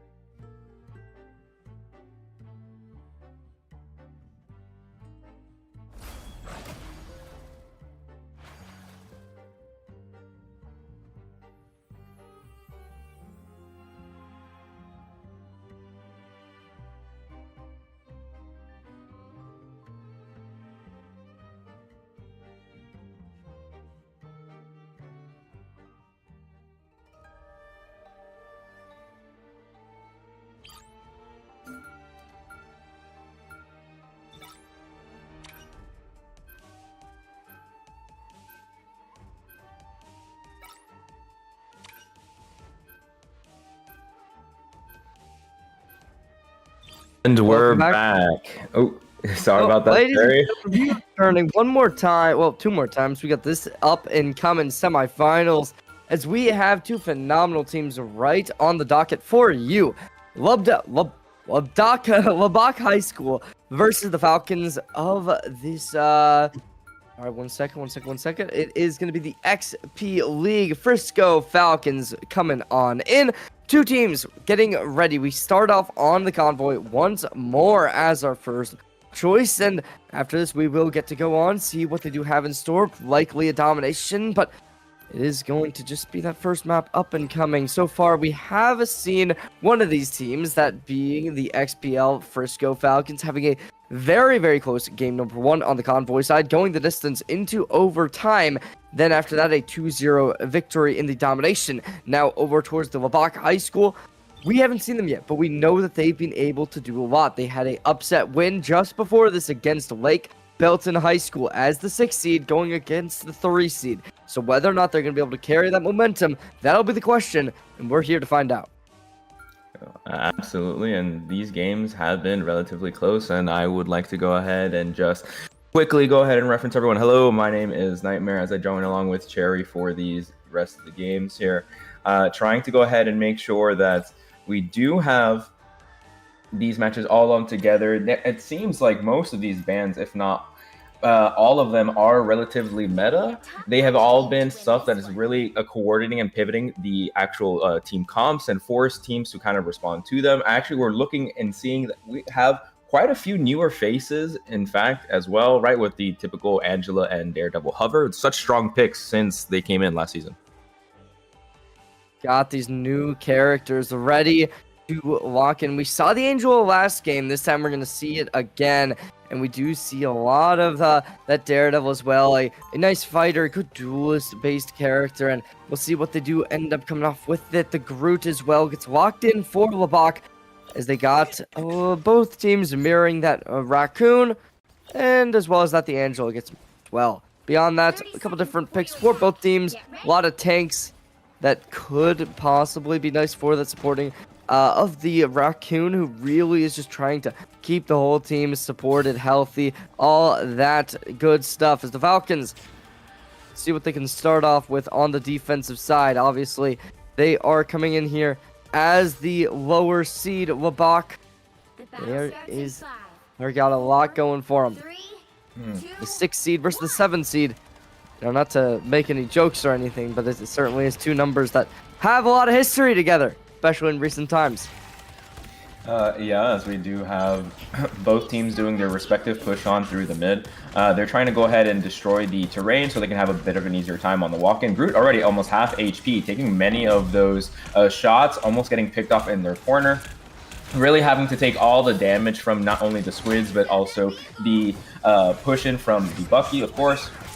Now, we do have both teams going to give up space, but they are into the middle of the point. Already trading and using that res beacon, Daredevil having to go ahead and respawn right over into the corner. Venom try to keep onto that card as much as possible, really forcing onto the enemy team. But we really do have an invisible boundary, and we do have Hawkeye's ult immediately after. Trying to go ahead and find those picks. We have Penny ult right on as well. Almost dies, and he does do so, unable to go ahead and utilize it. Looking good, to say the least. Falcons coming up Labak High. Gonna try and get something done, but as of now, without the Venom available, it does kind of limit your potential to play aggressive, as without a lot of that tankiness that it does get brought into action, it does become a bit of a sticky situation. But the Falcons still keeping the defense alive. Labak trying to play from the high ground, and Nasifan trying to get something done, but unfortunately the connection just doesn't seem to be made all too much. First kill will come in as the Falcons do drop their Magneto, and now Labak is going to keep leveraging that as they want to keep it alive. Taking this first checkpoint does seem to be inevitable as a triple kill comes in for them. Resurrection is there, and the Falcons going to be able to find it. 4 minutes, 48 seconds, and they're going off already for the second point. Now, Labak has unfortunately been able to go ahead and only really utilize one ult on that last fight. They only really need to go ahead and use Remy's rocket ulti to kind of force it. Falcons have every... Hopefully they can go and do so, especially on this holds and pushes on that end. As we do see the dive in from Venom, looking to go ahead and use their own ultimate as well, but are able to go ahead and dash right back into their team, really utilize their big HP pool, try to go ahead and give and buff up the batteries of the supports, try to get those ults up. We do end up having a pick on the Hawkeye, who barely didn't have their ulti in response. Unfortunately, he's not able to go ahead and hold on to that corner while they're trying to go ahead and do so. They're still a little under 4 minutes onto the clock, but already have 75% of the way to the next point. Are able to go ahead and hold on quite frequently and actually have two very aggressive ultimates over on Falcon's side. They can go ahead and use this moment to try to push the enemy in. Lubak really does have the opportunity to go ahead and be as aggressive with Enzo's Hawkeye's ultimate as well, who is going to be looking to get eaten up by the Magneto's Meteor Red. The ultimates are coming online. Double kill comes in. The Falcons looking to make this keep on going. It's the Magneto making it all work. But as of now, Matt's Eagle gonna fall down to the ground. Great stuff coming in from Junko as they want to keep this alive. Starship with the Star-Lord in hand, dropping him like flies. LeBlanc gonna be ending off a little bit more of their time bank. The Falcons keeping it healthy with 3 ultimates still in store. Oh man, Hawkeye's ultimate really trying to go ahead and buff up his accuracy, only to be met with a Meteor M right to the face, and in fact just trades his life with another. Does find plenty of utilization in there, and a great shield, and in fact a team up as well for the Star-Lord on Starship, trying to go ahead and build up that ultimate, which he does now have, trying to get off those off-end corners and try to push out the Daredevils so that his team is A-okay and safe, but does not end up getting any sort of response from their own team as 3 end up falling from Falcons. LeBlanc is able to still hold on to the cart quite well and ends up having 3 ults still in the bank. Clock looking to tap this point. See whether or not Falcons is going to be able to stop this. It seems as if they might have an extra fight to maybe contest. No. Oh, there's no there's the contestation. Cool. Well, they are going to be able to make something happen. 1-for-1 is already found as the Star-Lord drops in their ulti, able to make it go for a second as well, making a triple kill, possibly looking to be able to make a 4th, not able to secure it, but it does get found in the end. Labakai keeps down as the Falcons are going to be able to reign supreme, barely unable to cap the point. Yeah, there's still 1 minute and 30 left. They have plenty of opportunities to kind of retouch the cart. But it's just a matter of fact of trying to find value. You want to go ahead and use these ultimates as frequently as possible, of course, but you want to try to be getting 2, 3 people with them, and instead of just trading 1-for-1 or even just getting it snuffed out. Right here, we do have Hawkeye trying to go ahead and do so, but it's just space being built as Asteroid M is just going up in response, trying to go to not only blow up the building, but also stop the aggression from the Hawkeye, as we do see the Devil let out into the kitchen of the backline. But it does not find too many as Venom does die. 3 are end up stunned by the Horn of Proteus from Namor. And we're still fighting for this cart a minute under the clock. And we do have Penny's ult trying to go to build up space for their team, using that webbing utilization, try to heal their team as best as possible. The Rocket dodging, bobbing, and weaving, barely not getting last hit until they finally do find their end from Starship. Looking good. Still 30 seconds. LeBlanc needing to be able to get something done right here, right now, as 30 seconds are all they have as it's last fight territory now.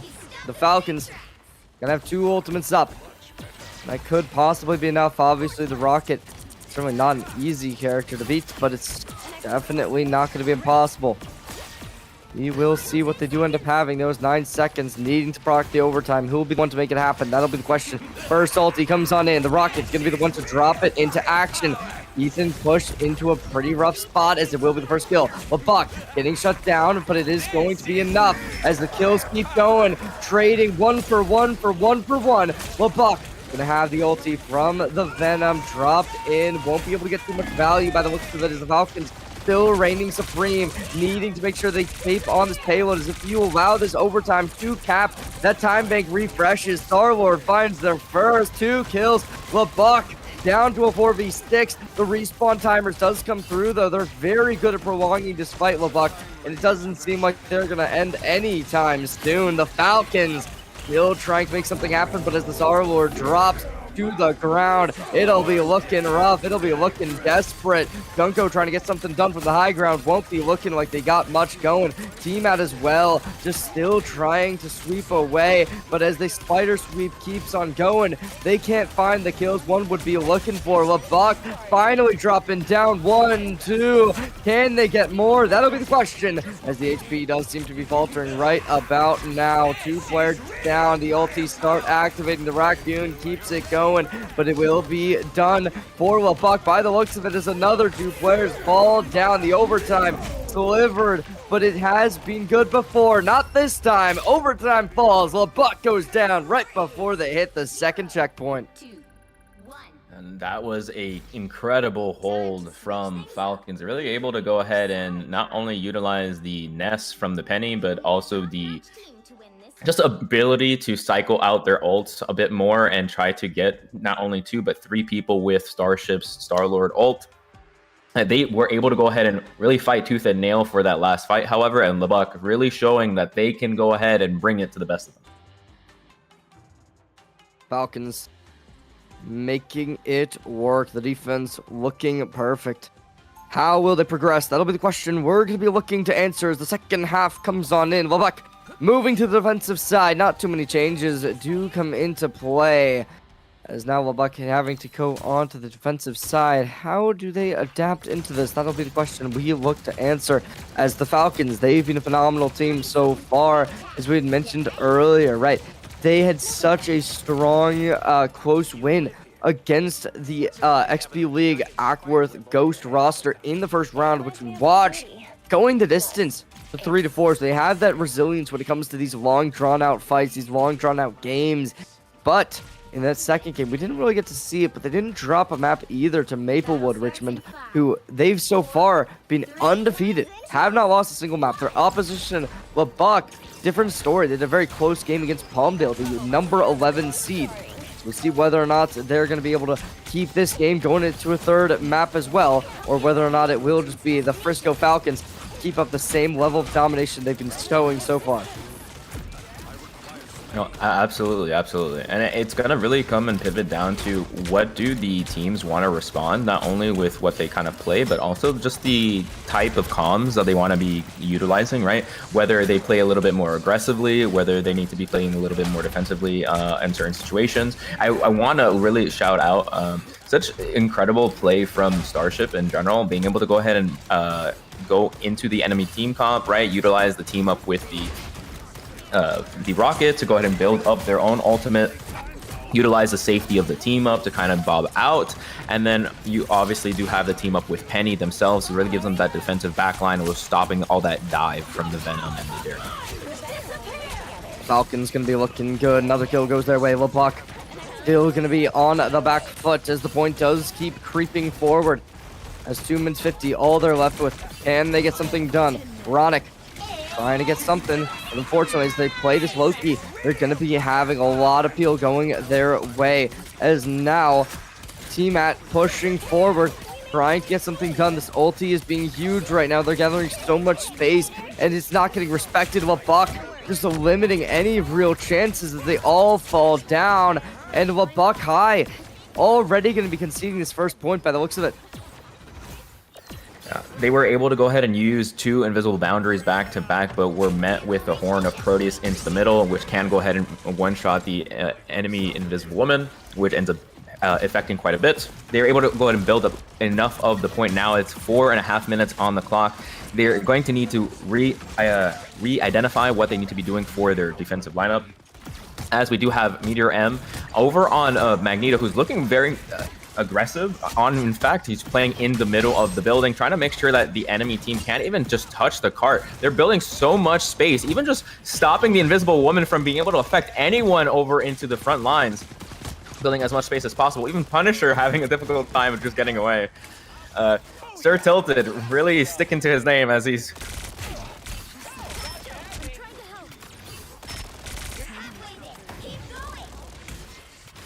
We're getting to a point where the Falcons are needing to be able to keep this up. They lost a player, but as we look towards Sheikah, who's going for the flank angle, trying to make something happen, will be able to do a phenomenal job at just dropping the HP, putting a bit of a hindrance on their opposition's mental, and now is skirted, trying to get something done. They drop into a massive amount of players. The backline is behind them, keeping them sustained, but not for long by the looks of it, as the ulti will come out from Buck. They have the Punisher in the action, finding the first. The Star-Lord drops down, and now the Falcons keeping it alive. The machine gun goes big, as it's a 1-for-1 trade. Buck needing to keep it alive, and they do exactly that. 3 minutes remain, as the Falcons seeming to be crumbling a little bit, but they still do have options. If the players are still in the action, if they can have some heroics, it could result in success. But as of now, Buck could easily invest a couple ultimates, try and ruin that.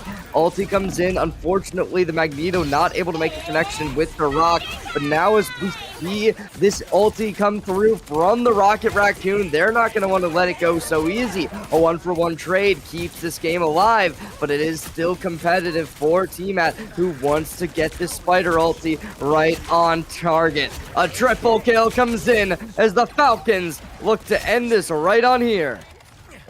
And that is exactly the problem right there. We would have the invisible boundary that, of course, makes everyone super safe, getting all of that HP regen. But unfortunately, you're met with a horn of Proteus to the face. Exactly. A huge, big AoE ulti. You can go ahead and one-shot their team, especially with the damage boost from the rocket. Able to go ahead and do some fighting 3. Still 2 minutes on the clock, as they have been able to go ahead and touch. Still 2 down on LeBuck. We have the Eternal Bond looking to be coming off, as we do have Asteroid M to the face, going and making sure that that Eternal Bond just finds its end, and with just a little bit under 2 minutes on the clock, Falcons are able to go ahead and secure it. Yeah, game 1 could go the way of the Falcons as they take this series to a ringer, and LeBuck unfortunately not going to be able to make their stands, and this could be looming towards the end of their miracle run after beating the number 3 seed within round 2 of the playoffs. And now they're already down 0-1. And XPL Frisco looking to keep this pattern of beating higher seeds than them alive, as they went against the number 2 seed, went against the number 6 seed, and it seems as if they might be able to take their way all the way up to the grand finals. It's really important to note there were so many pivots in this game, really trying to find something that would stick in that moment.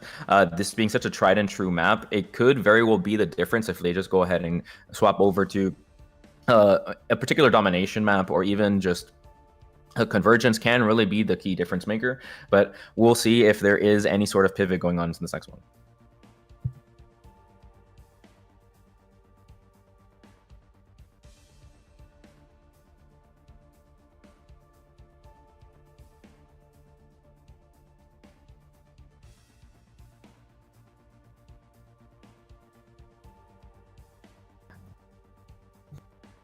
And with that, we'll be going off to a short break, as we're going to go and heading over to our wrapping up for our next game real quick.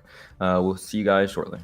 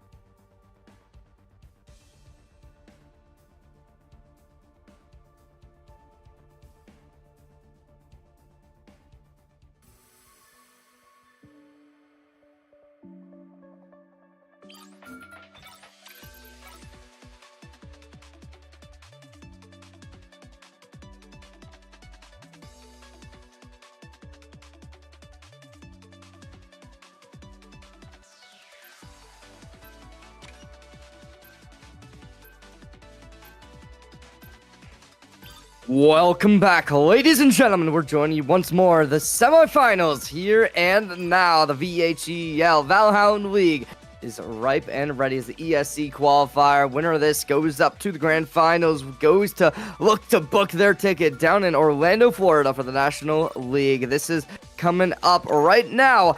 My name is Sherry J, joined once more by Nightmare. We got a phenomenal matchup as the Falcons starting up 1-0 after a great map of Convoy. And now we head over to Domination to see who will take it in the end.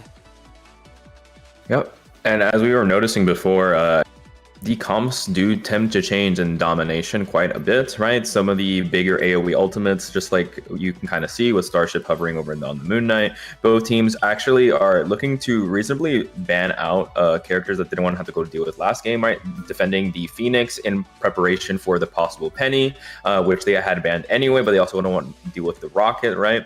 The Jeff save on the opposite end, especially since we have this Krakoa domination map with quite a few angles for them to kind of toss people off on the corners. So we're going to definitely see a lot of combo ults this game. See how that does end up progressing, because right now we're heading straight on in. Kind of interesting. We might be getting that Iron Fist lockdown for Sheikah. I'm not sure whether or not they're confirming. We haven't seen one of those all night, but there's definitely a possibility that they're going to lock that in. Very cool. Beyond that, Mr. Hurricane going to be pulling up with the Jeff. So there's a lot of options to really see what they can get on in. So I'm looking forward to this. I don't know what you're thinking, but it is certainly a fun composition from both sides. Yeah, and this is the thing that I want to go ahead and point out. We did see it last game as we had the invisible boundary kind of pop off with the invisible woman, but it was immediately responded to by the Namor, right? So obviously we do have invisible woman being such an S tier support at the moment, but it's something that they're going to have to be a little bit more prepped for this upcoming game. They do have a lot of combo potential with the tanks up front, right? The big stuns from the Thing and the big gather together from the Groot as well. It's interesting to know both comps are kind of a mixed match of what each other wants to be. But otherwise, we're going to kind of see as both teams kind of run on out here shortly.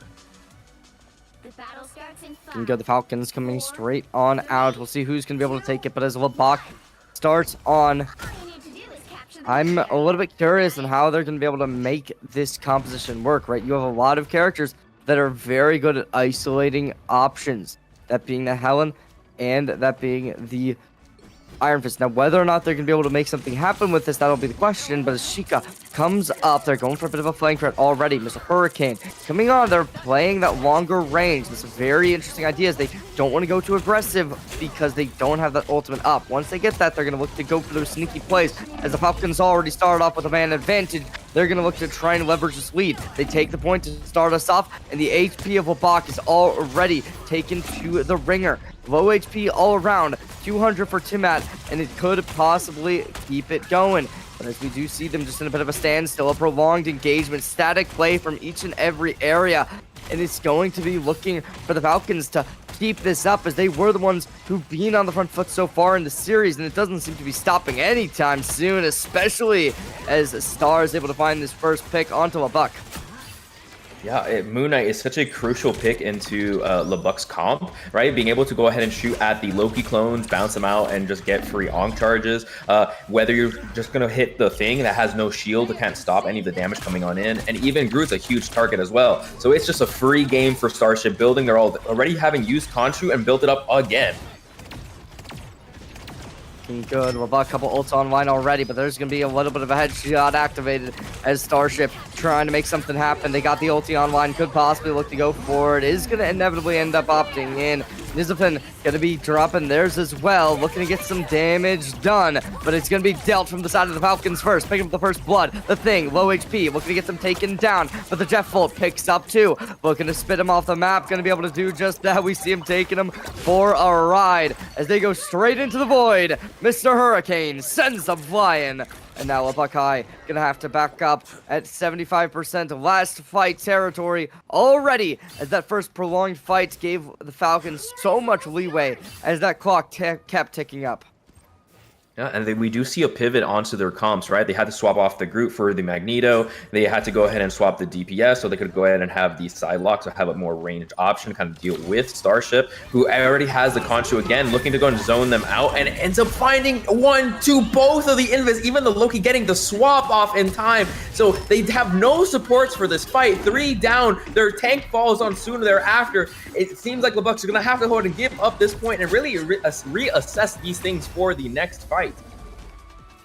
Oh, the Moon Knight pick is just huge. Really gonna be something that they need to be working on, either marking the Moon Knight in general or just playing characters that play into him a smidge better. The crevices that they have to kind of be walking through, the short corridors, really makes it tough for LeBuck to be able to even just touch the point. Yeah, it's looking good. The Falcons going to try and make something happen as they find the first point on match point. The pressure definitely going to start building up for LeBuck. They have the Thing ulti. That could be a nice way to be able to instigate a fight, to try and send everybody through with that CC. We'll see whether or not they're going to be able to make that work into facilitating an engagement that will be favorable for the roster. But as LeBuck has the team chemistry that's being put together throughout the season, it's shown how they are this strong of a team, right? They have so much potential, but it's just the Falcons have just so much firepower. The shooters on this team are phenomenal, especially when you look towards Starship, who's been proficient on this Moon Knight, and the Star-Lord, and both have been characters that they've been consistently putting up masterclass performances on, being able to really just give off so much aura when it comes to how they have been able to play this game. Now, the Missionary will unlock relatively soon. There's a little bit of a timing disparity as Star already down, however, and the Falcons gonna look to fall with them by the looks of it, as they need to be able to get this back, but the point will only open up right about now. And as we do see Heaven's Retribution just fall onto the back line, really tries to go ahead and find one. Actually, we do have Angela fall themselves. We have Horn of Proteus trying to be soon met on their end, but we do have Falcons already having touched the point, already secured it. We do find another snipe onto the Rocket. Remy having swapped off the Loki, but still haven't been able to go ahead and get influence on that end. We do have one dunk from the AoE from Enzo on Phoenix, really capitalizing to go ahead and secure the Namor as 3 fall from Falcons. Yet another soon thereafter, as we're finally going to get LeBuck securing the point. This is the most competitive game we've had in a little bit, I'd imagine. As the Falcons came into that as a 5v6, were able to capture the point, not for long, came to a little bit of a rough spot, as now it's going to be the Thing itself. Seth trying to make something happen. Unfortunately, unable to make the connection just about yet. Still got a lot of ults online. Could potentially be enough to be able to make something happen in their favor, as they are going to look to possibly make an ulti happen right about now. Is it the Falcons keeping up? Now the point is matched 28-28, but there's going to be the instigation started. Right now we see the ultimate coming in. The Meteor gets rained down, but unfortunately Ron unable to make anything happen. The Jeffold picks up 4, looking to spit them all off map, and they go with them. Everyone falls, the point converts, and LeBuck back to spawn. And that was looking so good for LeBuck at the beginning. They actually found a pick on a Starship, was able to go ahead and zone out Ethan by using the Asteroid M, trying to go and force him out of the invisible boundary. But unfortunately was just met by the It's Jeff, and were able to go ahead and get gobbled right on off into the map. That just goes to show the dominance that this team is putting up, as they can have everyone on this team putting up a masterclass performance at one point or another.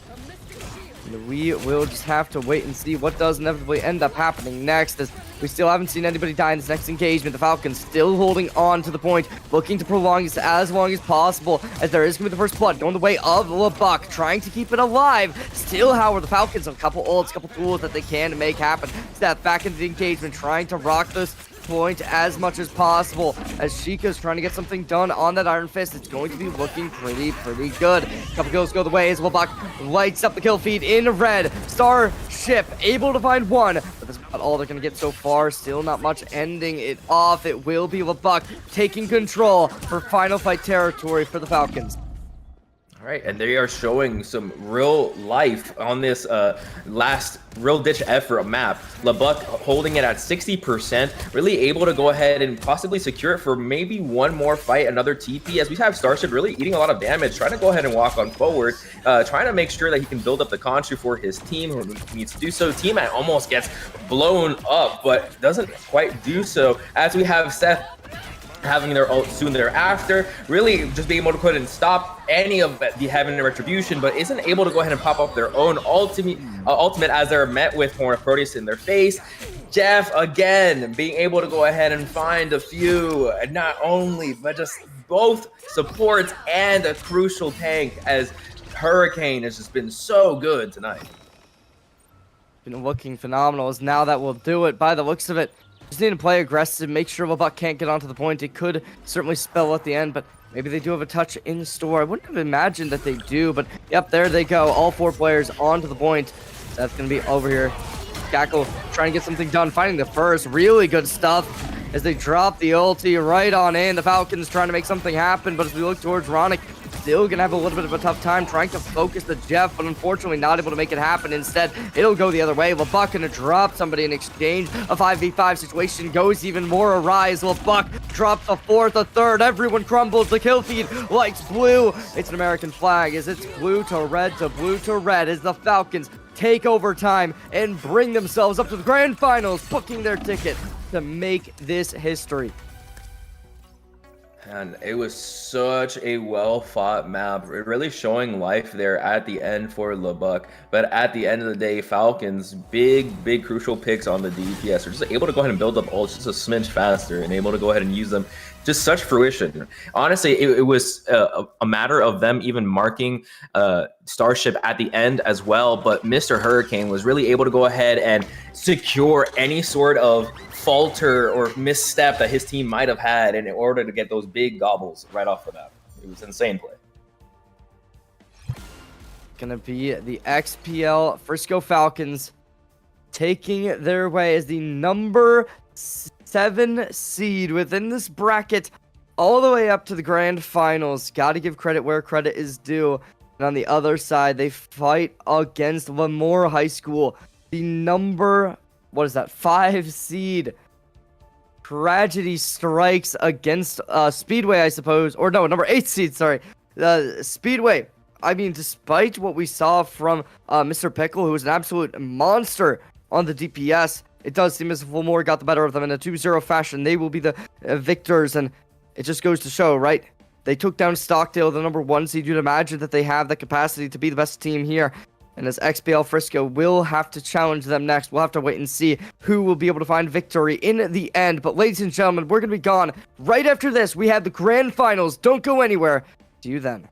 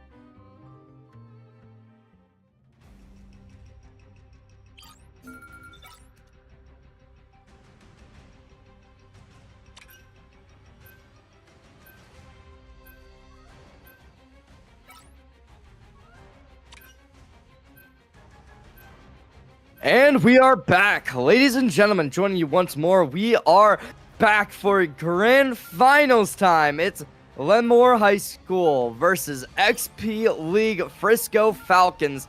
Who'll take it from here? That'll be the question as we come straight on in. First time we've been seeing Lemoore tonight as XPL Frisco Falcons. We've seen them 3 times now, and we know they got that firepower behind them in a single elimination bracket. It takes a lot of resilience to get up here, and they've been able to make it happen. Joining me once more is Nightmare. We are here. Nightmare, what do you think about this game? Honestly, it's looking like a very typical ban phase when they kind of looks over on the left side for Lemoore. They kind of ban over the Phoenix, right? And then save the Groot. In response, they do end up saving the Wolverine that can kind of combat the Groot, right? But then they end up saving the Mantis that can go ahead and work in tandem with the Groot. So it's really just back and forth here, just a chess match between the bans. Honestly, the counter bans are quite great. They end up saving the Invisible Woman, who is just an S tier hero in general, and end up banning the Thing, which is a little curious to me, honestly. Ooh, Moon Knight. Okay. That's surprising to me as well, because I would have thought that they would have wanted to ran it. The tried and true Groot Moon Knight combo has been so good. I guess they kind of just take it away from Starship in general, who's been playing like a demon, and ends up going on his Star-Lord anyway. Got the compositions coming up as we head to Convoy to start us off in a best of 3, or best of 3. Yeah, sorry, in a best of 3, there's a lot less real consideration you'd imagine, but once you're in this, you get a little bit more leeway, right? This first map doesn't matter as much, but it still is a big step forward. Lots of options to choose from, and these two teams, they want to make sure that their combinations, their cohesions are going to be as nice as possible as we see this game starting off. We'll see whether or not Lemoore High really does have this whole thing going, or whether it was a fluke that they've been able to shut down as many strong teams as they have. Lemoore actually hovering the triple support, which is so strong, right? With the Invisible Woman being able to go ahead and shield off the Ultron changes, being able to go and have 2 different drones, been so massive. And then the damage boost on the Mantis, just going ahead and damage boost the Ultron so he can go ahead and peg you from so far away. As we do have the Falcons walking out on triple DPS, trying to make sure that they have a bit of tempo, trying to build as much space on the cart as they can, trying to build off some space, as we do have J-Mac on the top side, really building off an off angle for his team and actually just pegging the enemy supports. We end up have the Black Panther falling off and end up trading their life, as we do have Starship falling as well. 2 have now fallen for Falcons, as they're really trying to go ahead and touch the cart yet again. Lemoore doing a great job of holding this corner. It's looking good, to say at the least. Lemoore is doing a phenomenal job of just being that frontal shield, not giving them any place to look with. And this is certainly a hard map to get through, right? This choke point, it's difficult. Lemoore's going to find their opener, getting down Star. It's looking like the Falcons might need to play the regroup simulator, as they already have an ultimate up, but on the other side, Lemoore is building a lot of theirs as well. So it really could become rough. We do see the Jeff ult available as well. Jeff's going to be really nice at being able to just be that poke character to really help with that damage output. But see, what they do end up finding is they do keep on pressing that ult button. 4 already popped. They don't need to invest any, as the Falcons already dropping 2 players to the ground. Yep, and they end up having 6 ults for Lemoore. Don't need any of them. Just from the Mantis, just going ahead and touching the front line.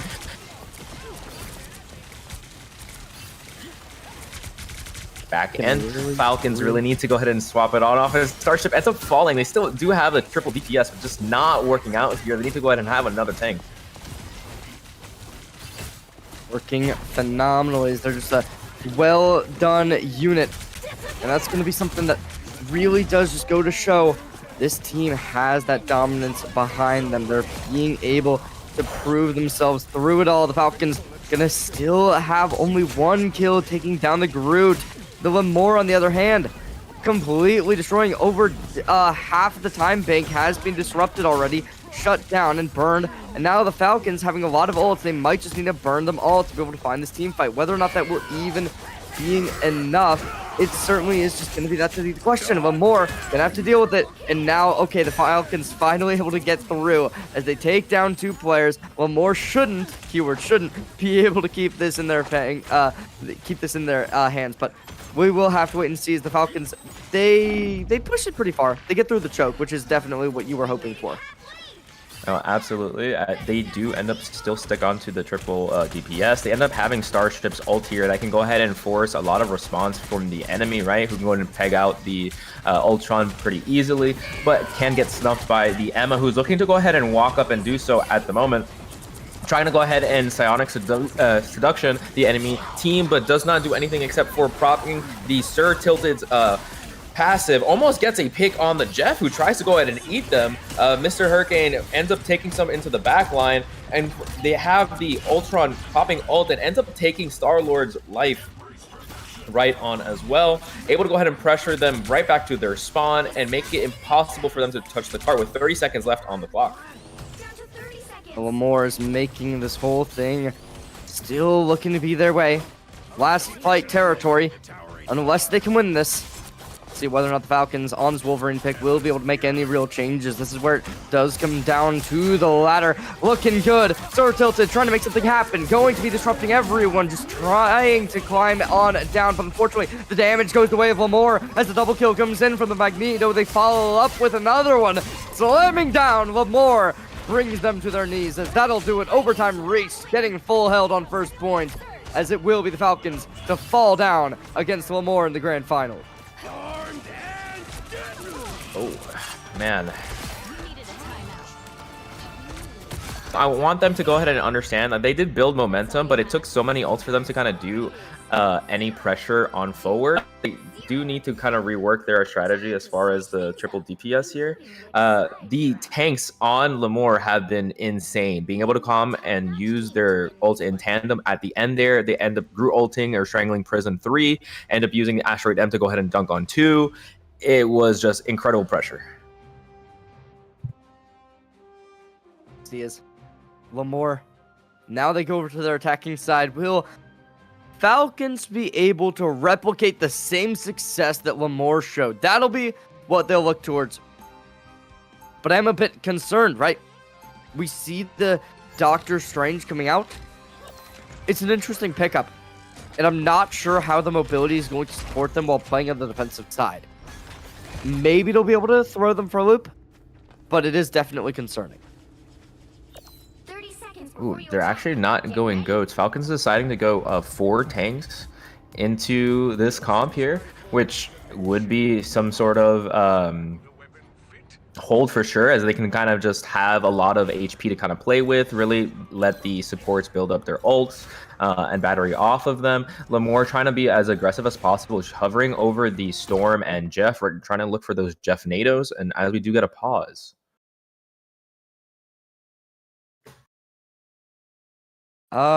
Maybe there's like a tech pause. I'm not totally sure what that would be, but that's rough, right? We are going to be seeing these two teams getting a little bit longer. And in the grand finals, we are just gonna have to wait and see what does inevitably out in the end. Right now, though, yeah, it definitely could go either team's way. But getting full health certainly does go to show that this is not looking very favorable, right? It seems as if Lamore, when we come to this first map, should be the one that is going to be able to take it. Once we head over to maps like Domination, we'll see whether or not the Falcons have something else that they can bring to the table. Some new, I guess, like ways of being able to adapt into the matchup. But right now, at least, it is just looking very, very rough for them.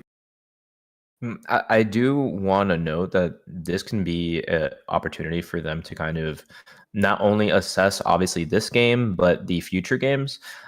Really looking at what Lamore is playing and kind of in retrospect, seeing what they're comfortable with. They saved the Inviswoman, which both teams are playing, a super strong pick, but how much of that did it influence the team when they were playing triple DPS? Right here, they're going to be playing into the Jeff NATO and the Venom aggression, right? The damage boost from Storm is not negligible, especially when they have another DPS on tandem with it, right, on the Star-Lord. And they didn't end up pushing the cart too far out. So they are going to be definitely pushing up against the wall here. That being said, of course, it is not impossible. In fact, it's something that is going to be showed of the players on how they can kind of bounce back on the next games. And as you said, it does change depending on whether it's convergence or domination or anything of the sort. And this map in general is just a horror. It is one of those maps that's typically a flip, in my opinion. This and the Clintar domination map have always been a little rough on those ends. Once you have a bit of momentum, it seems really hard to kind of stop. And the Falcons, they are still having that opportunity, right? And that momentum, if they can't take advantage of this opportunity to be able to hold the defense, it certainly could start skyrocketing, right? This game definitely would not be very good for them if they lost this early on.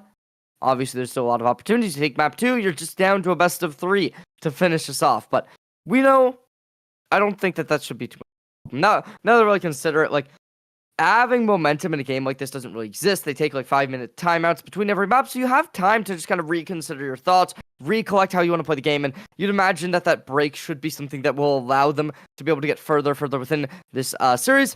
So we'll see what does end up happening, but we actually are going to be getting out of the pause. 3, Oh, player disconnected, end of map. 1.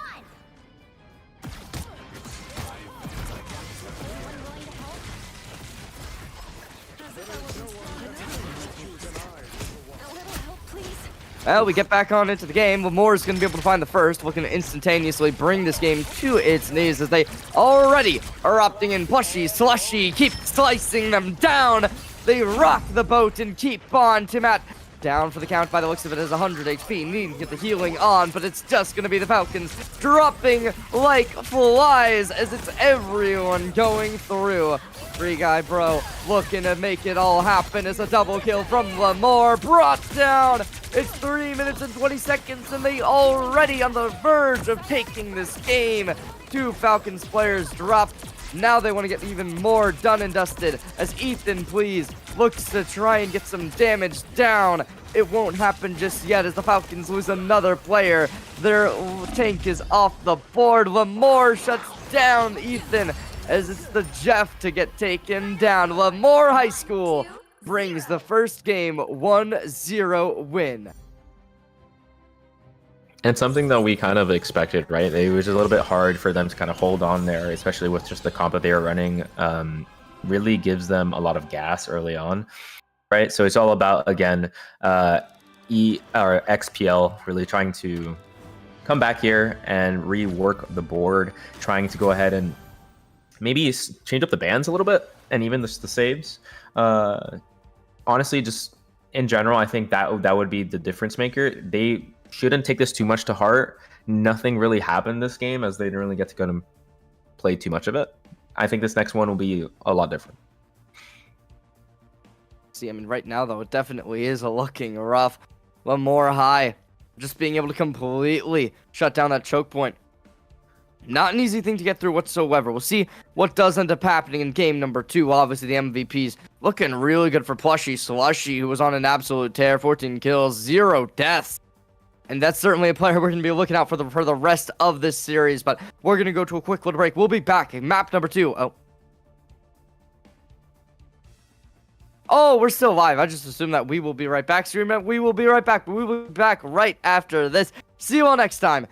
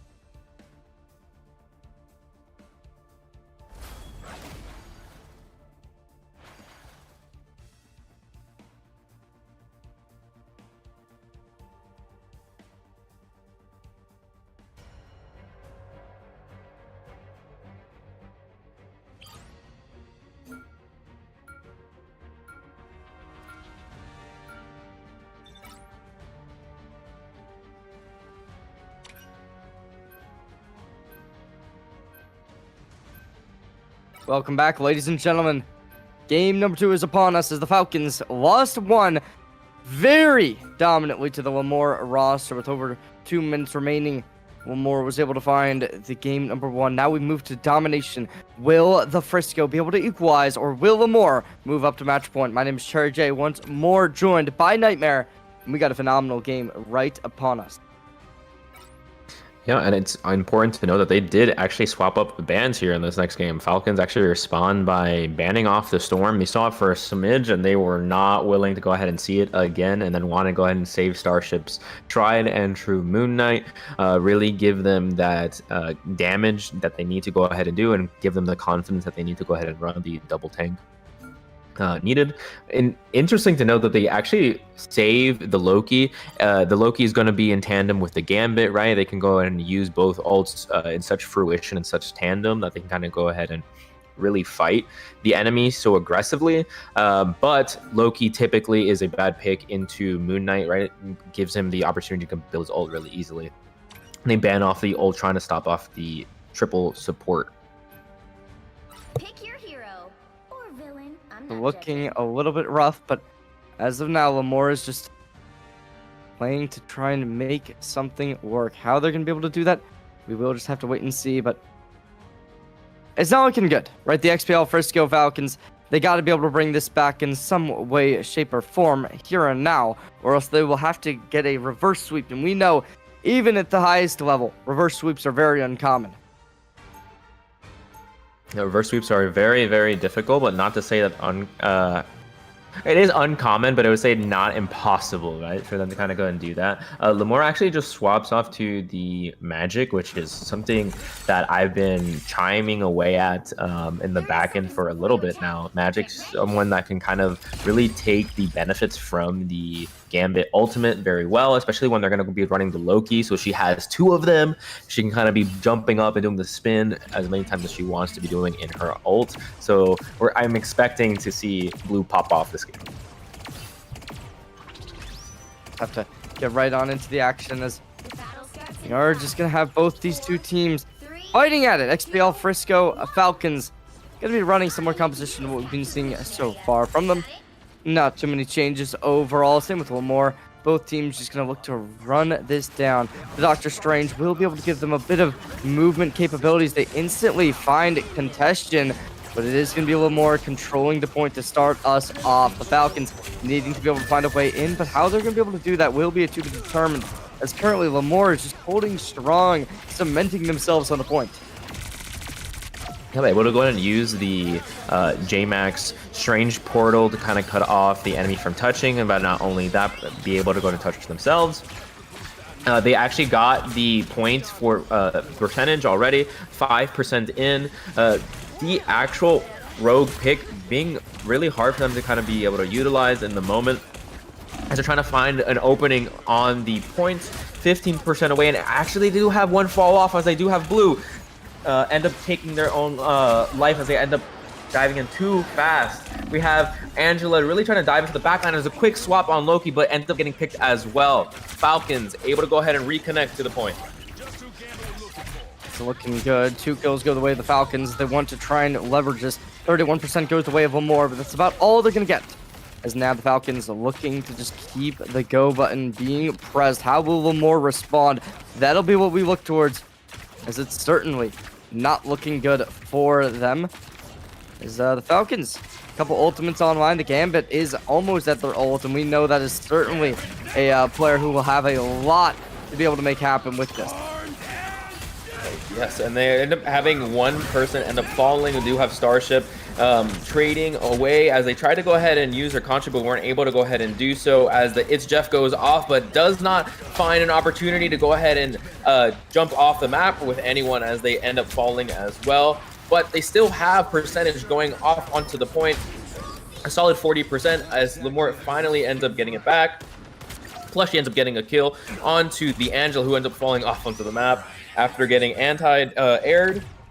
Starship looking to go ahead and get the ulti build-up. How they're going to be able to get that, this will be the question. Lemoore keeps this point alive. The Falcons' couple ultimates are available to them, but they want to be able to leverage this victory, right? One more. A 2-0 would be exactly what they're looking for, and we do see the ultimates coming in. We get the Moon Knight dropping forward as now adopting this new play style of press all the ults at once, and they're going off map. Double kill for Lamore. They want to make it a triple, a quadra. Gets brought in. Lamore High taking this point even further as they hit that 70% mark, and they want to keep on pushing. And Lamore has another Gambit in the pocket as the real Gambit has the Royal Flourish really coming on over soon. Trying to stop Falcons from being able to go ahead and swap off or even just connect to the point so that they can go ahead and proc overtime, already at 90%. We do have the Kraken Impact being used. I don't believe it has marked anyone, as we have every ult being used in tandem here, trying to go ahead and make sure that they have some sort of fight for this point. Mr. Hurricane isn't able to go ahead and get it off. Unfortunately, does fall. Kraken Impact from Plushie, able to go ahead and find yet another solid hook onto the Angela, so she cannot touch, and secures point number 1 on Hell's Heaven. Point number 1 goes the way of Lamore. Now we move over to Frozen Airfield. Becomes a question of how will they be able to continue dominating the battlefield as XPL Falcons still going to be running similar composition, switching over the Gambit instead of the Jeff. How that will change it? Likely for the better, but we will never know until we get to see it in action. They're really trying to go ahead and make sure that they mimic or copy the same picks from Lamore so that they can have the same type of momentum as well, right? They want to make sure that if they have an ult, I have an ult. They're actually going to go ahead and play with the anti-heal team up from the Namor and the Hela, right? Giving him a new button, as well as those squids that spawn off when they kind of get those kills. Hopefully it'll stop Blue's engagement on the magic and any aggression that they can kind of see going on forward. Looking good. One more. Already pushing up. They're not going for the same Doctor Strange into the enemy team strategy that we once did see, but as also probably due to the fact that both teams are running it. Now we will just have to wait and see. You know, the point is opening up. The Falcons going to be a little bit late to the punch once more, as the Lamore already taking control. First kill goes their way, as Lamore already putting themselves in the 5v6 scenario. The Doctor Strange of Team At already down to half HP. Gonna need the healing ASAP. Ethan dropping in the damage on this Gambit.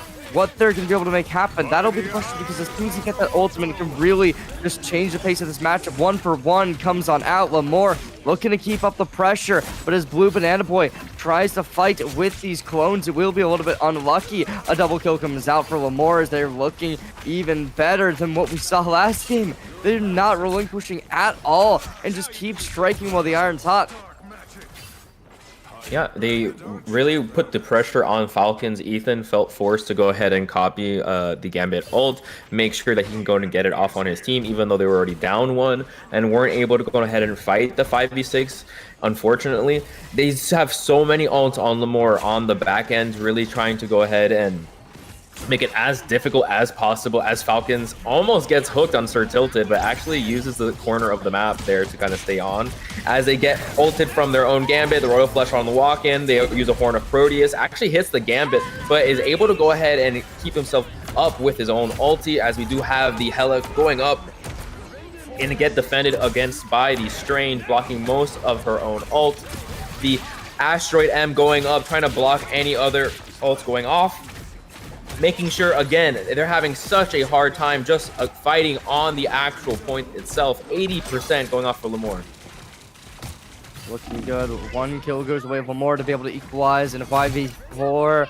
It's looking great as now the Falcons keep on getting staggered, and Lamore, they have no quarries whatsoever. This game gets absolutely usurped by them, as the Falcons will be able to bring a 2-0 lead to this best-of-5 series. By the looks of it, the touch needs to come in right about now, and they're able to make it happen. 2 players actually going to be able to approach it, and now everyone on point.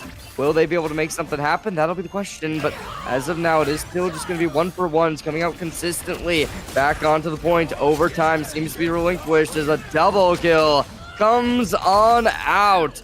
Overtime falters. There's the game as Lamore High takes a 2-0 victory. Yeah, this is a tough pill to swallow as they realize that the picks that are coming on in from Lamore, they're just able to be so proactive with it, right? Using the TPs so early on to kind of build position for their team, make it as difficult as possible for Falcons to kind of go ahead and walk up. Now, it's not even a matter of fact of necessarily just domination or even convoy at the moment. It's just a game plan difference. And I think right now it's their backs are against the wall and it's up to Falcons to really show us what they got. Falcons, they need to be able to do something to be able to make this their own game. But just look at the damage being done. The Gambit taking the MVP slot. 12 kills, 1 death, 16 assists. A complete nightmare of a performer that you do not want to be going up against if you're on this XPL Frisco Falcons roster. I do think that they have the opportunity to kind of have the answers that they need in the mid game, trying to go ahead and have the pivotal swaps themselves and even just play the right characters in these moments. It's just going to be a matter of trying to mitigate the picks on early. Each one of these moments, it seems like one person or another gets picked off right at the start and they aren't able to go ahead and play the neutral. So if they can go ahead and just take a breather and reassess, I think Falcons can have a moment here to shine against Lamore. Gonna go to a quick little break before we go to game number 3 to see if XBL Frisco Falcons can be able to make any type of contention before this series goes over and we crown our champions of the ESC qualifier.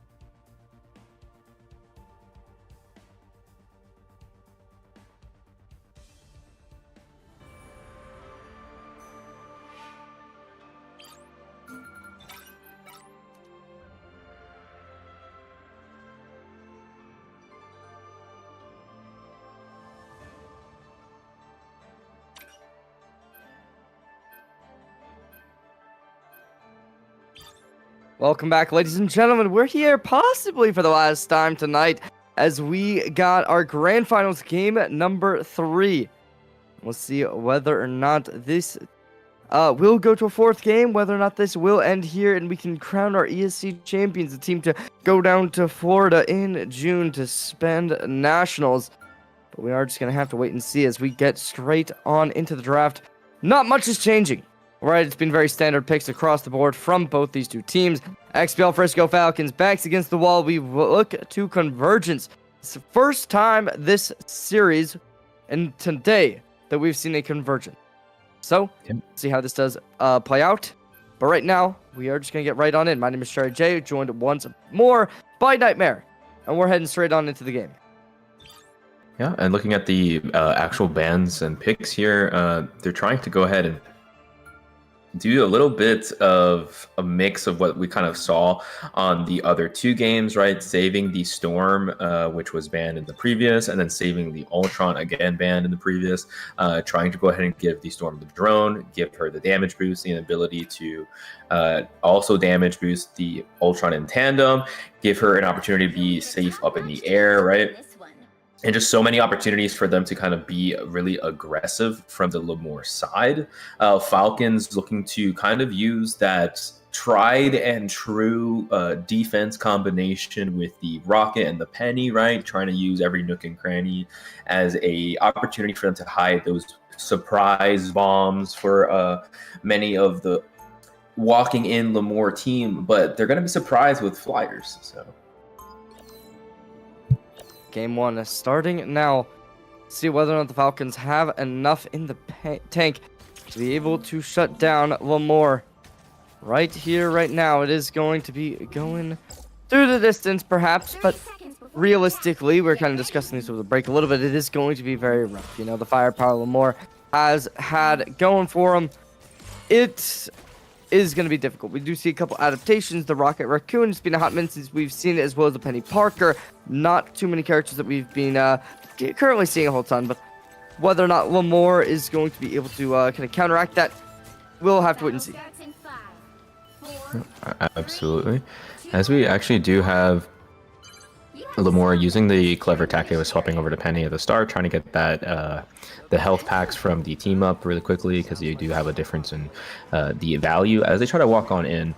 Blue actually sitting very passively in the back here, trying to make sure that they have an opportunity for their team to kind of walk on forward as they do play triple heal, trying to make sure that the damage from the Ultron damage boost, right, from his right click, and J-Max Storm damage boost as well, is going to be enough for them to kind of walk on forward. Falcons really trying to go ahead and utilize the Angela and Penny, trying to go to make sure that they can push them into the mines. We don't really see anyone getting picked quite off yet, as I say that, and Bucky looking to slowly pass away here. I think they end up do so, or they end up getting right back up into full health. Barely on over. Trying to get their way on, able to do exactly what one would have initially expected from them. As the Falcons still gonna have to hold this defense well, but as the ulti comes out from T-Mat, gonna be able to deal the damage one would have initially expected. The Doctor Strange getting pushed to the brink as T-Mat keeps up this aggressive stance. Now that the ult runs out, there is gonna be a kill. The Falcons do fall down, and Lemoore able to bring it back. Now the timeout does get called. Unfortunately, XPL Frisco Falcons. We'll see if that was on their end or how that ended up coming in. But yep, Starship is going to be able to initiate that. Yeah. So I guess the game plan here for now is for them to kind of really pivot, as we do see both teams really trying to hold tooth and nail on this point.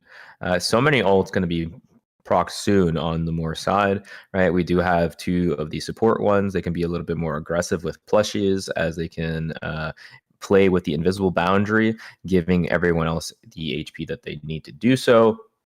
It's honestly very much up to the DPS right now for Falcons to find an opportunity to make this easier on them by taking a headshot onto the Rocket, who's very susceptible to that, right? Or stop any of the initiation from Lemoore. Problem being, if you get a pick on anyone else, they do res right away, right? With the res beacon from Rocket as well. You're obviously playing to triple support. So it's an uphill battle for Falcons at the moment, but they do have a bit of a support ult themselves with Ethan Please's Invisible Boundary. Soon thereafter, their own Rocket Raccoon, and a bit of aggression that they kind of play with the Hawkeye. So if they kind of use Hawkeye's and Rocket's ult in tandem here, I believe that they can hold aggressively against Lemoore. Yeah, I mean, we are just going to keep waiting. Not sure if it's a disconnect or what. We have seen one of these so far within this series, and it seems as if this lag could possibly be at least a little bit of a factor for why this game has been going the way it has been. You'd imagine that could be the copium for one of these two teams, you'd imagine, but it is interesting, right?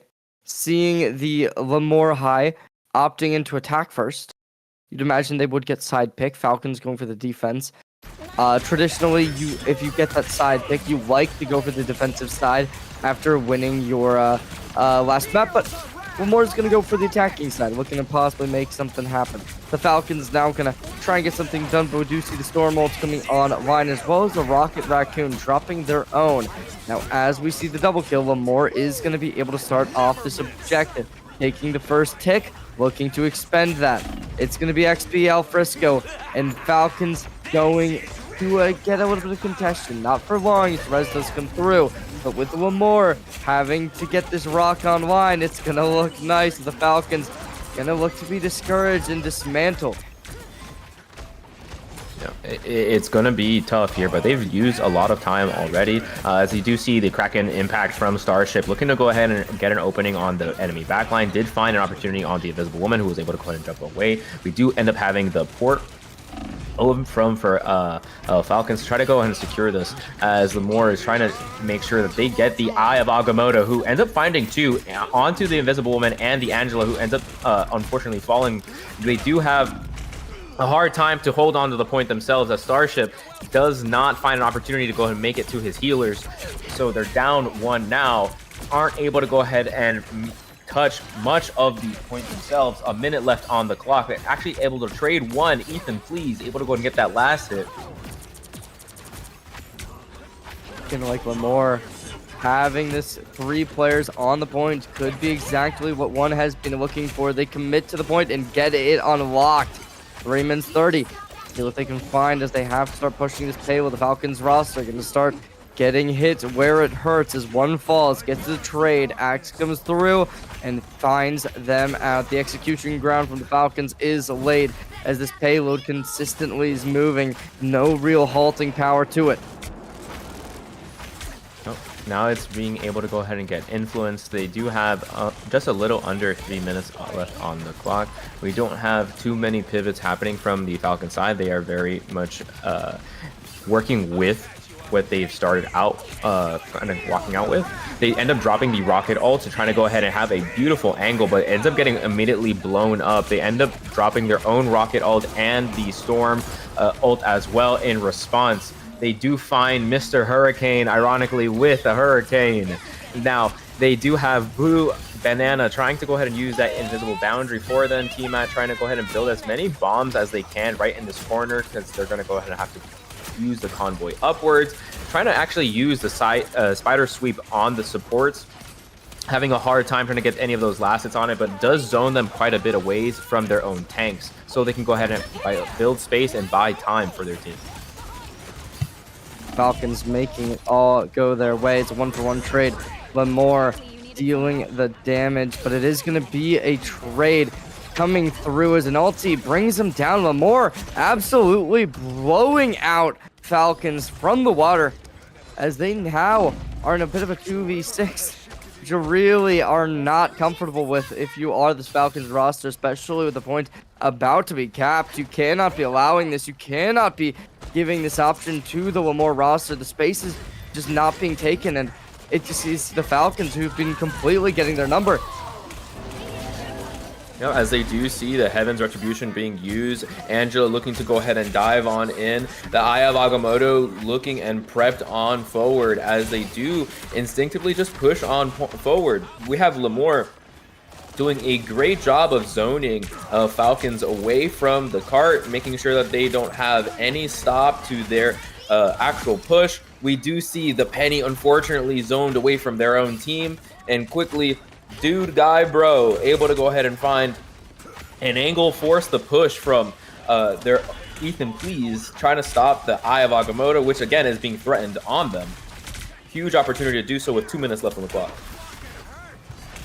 Falcons on this defense, needing to be able to hold it.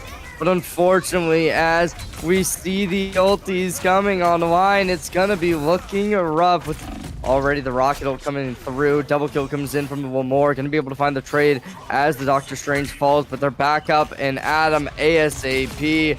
Lamore is taking them through the ringer and pushing them into the deep end as the Falcons losing out on every advantage one would have initially appreciated. And at this point, it seems as if Lamore might just have this whole game shut down. 100 seconds remain. The ult's coming through, looking like they might be able to make something happen in the end. Still no contest. Maybe it will just be a C9. No, not yet. 2 kills come online. The Falcons stay, but unfortunately Lamore drops them all to the ground. And in a flawless fashion, they're going to be able to completely cap this point. A minute and 19 left on the clock. It's not impossible. It is, in fact, still very playable, but it is a uphill battle as we kind of discussed so far. I do think that Falcons are going to need a bit of more of a aggressive swaps, as they did have it, right? Tomato actually just swaps to the Rogue, ends up canceling Dude Guy Bro's Eye of Agamotto, kills him as well, who ends up getting spawned back because of the rocket res beacon. But the swaps were just a little bit too late. I think that they're going to be able to go ahead and do so a little bit more aggressively at the moment. They're kind of clicking back and forth, I think, discussing amongst themselves what the proper picks are, what they kind of want to be working towards. They are going to have to play uphill again into the triple supports that are the Ultron Rocket and the Invis Woman. The Storm is going to be relatively difficult for them to kind of go ahead and hit, which is why they play the Namor, I believe, so that the Squids are going to be able to go ahead and mark her and give them an easier time at hitting the Ultron as well. Falcons are here trying to hit their attacking side. I want to ask you something. You think they can cap this? Do I think that they can cap this? I think what's the estimation? Because I'm gonna say they get halfway through first point. What about you? I would like to say that they can go ahead and have the opportunity to get halfway. They can cap it. I think I have every hope for them to kind of go ahead and do so. As Starship's looking to kind of build up his ult, they looked for a portal onto the point, right? Ethan Please already building up his ulti as well in the same succession as Starship, quite quickly actually. Tomato able to go ahead and find a kidnap over onto the tanks, has an opportunity to go ahead and build them on forward, gives plenty of options for them again, because they have the port to kind of play with the res on the actual spawn and kind of come back. They actually almost get a pick onto the Magneto as well, really trying to fight as aggressively as possible, try to make sure that they do, as you say, cap the point, being as aggressive as they can onto these two into the back corner, end up finding a kill on the Namor, who hasn't got a res beacon, and Tamat actually falls as well, unfortunately. Able to go ahead and get some sort of percentage, but has not built a full bar as they just fall back and forth. Falcons looking to go ahead and reset. Falcons gonna be dropping down with more, having this hold already, seeming like it might just be a stranglehold. There's a very tight choke point that they're gonna have to push through. And if Lamore can hold it, it really will look good. They have the Doctor Strange ult up. They haven't expended any yet. On the other side, there's a couple ults starting to be built. Obviously, the Moon Knight could be a little bit volatile if they're able to maneuver it correctly, but we will just have to wait and see. We do get that Storm ult already coming into contact, as now the Falcons going to have to try and manage around it. but Lamore having so much volatility regarding how they are approaching this game, it will look rough. Falcons are able to find 2, but the trade for 2 of their own come into play. Well, Next up, there's 2 more kills that they take out all but 1, and 3 players for the Lamore roster fall in exchange. Not great for the Falcons, but it won't be the end of the world. They're able to get some ultimates extinguished, and they're able to trade value for value. Man, and they had a lot of momentum there, but Dude Guy Bro found a very key angle as they went over the side of the building, dropped on with the Eye of Agamotto hitting 3, able to go ahead and very cleanly get his team into secure spots, right? Lamore looking so good right now with 1:30 left for Falcons, who do have a support ult, really trying to be as aggressive as possible with T-Map, but doesn't have an angle for them to actually get the benefit of it while being on the point. In fact, just really procs the other Rocket's ult. Oh, another Eye of Agamotto, huge.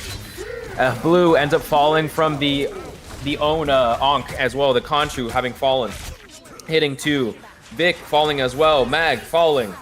We get 1 point. Another person falling. Holy, they have to port. Dude Guy Bro does it for his team, as we have Strange trying to block off anything else from Lamore, trying to come out through the port. They have to kill them as fast as possible, but they keep falling themselves. Falcon have lost 2, down a support, down a DPS. Blue doing a great job of keeping up their own team, but almost get picked. You have to go invis. That's not looking good by any means. The Falcons, 20 seconds remain, as we are going to be seeing Ethan, please, half HP, as well as Sir Tilted dropping to the ground. Lemore High taking this game by the looks of it. Miracles necessary from the Falcons, but as everyone drops down, the double kill comes online. Lemore High School, your grand final champions in your ESC qualifiers. Final score 0-2. It was close. We were both wrong. It wasn't half. Yeah. But that's unfortunate. But what can you do when you're playing against a team with so much firepower, so much just insane talent littered across the field? They're notorious. They came into this as, what, the 8th seed, and ended up upsetting everybody. We saw early victory 2-0 against the Lancaster High School, then going down to Stockdale High School, the #1 seed, the favorites coming into this tournament, were able to take them down 2-0, and after taking away Speedway High School, they brought themselves to the grand finals. I was expecting Speedway to be a massive contender with Mr. Pickles, yeah, Mr. Pickles being a phenomenal playmaker, but unfortunately not enough. And then coming up to grands, XPL Frisco just could not keep up the same level of domination that was being displayed. That'll do it though. But Nightmare, there is still hope for us yet. It's a bittersweet situation because now we're done with Marvel Rivals for the day. But ladies and gentlemen, make sure to stay tuned for just a little bit. We will have the Rocket League ESC qualifiers coming your way. Thank you all so much for staying tuned. We'll be back with Rocket League right after this break.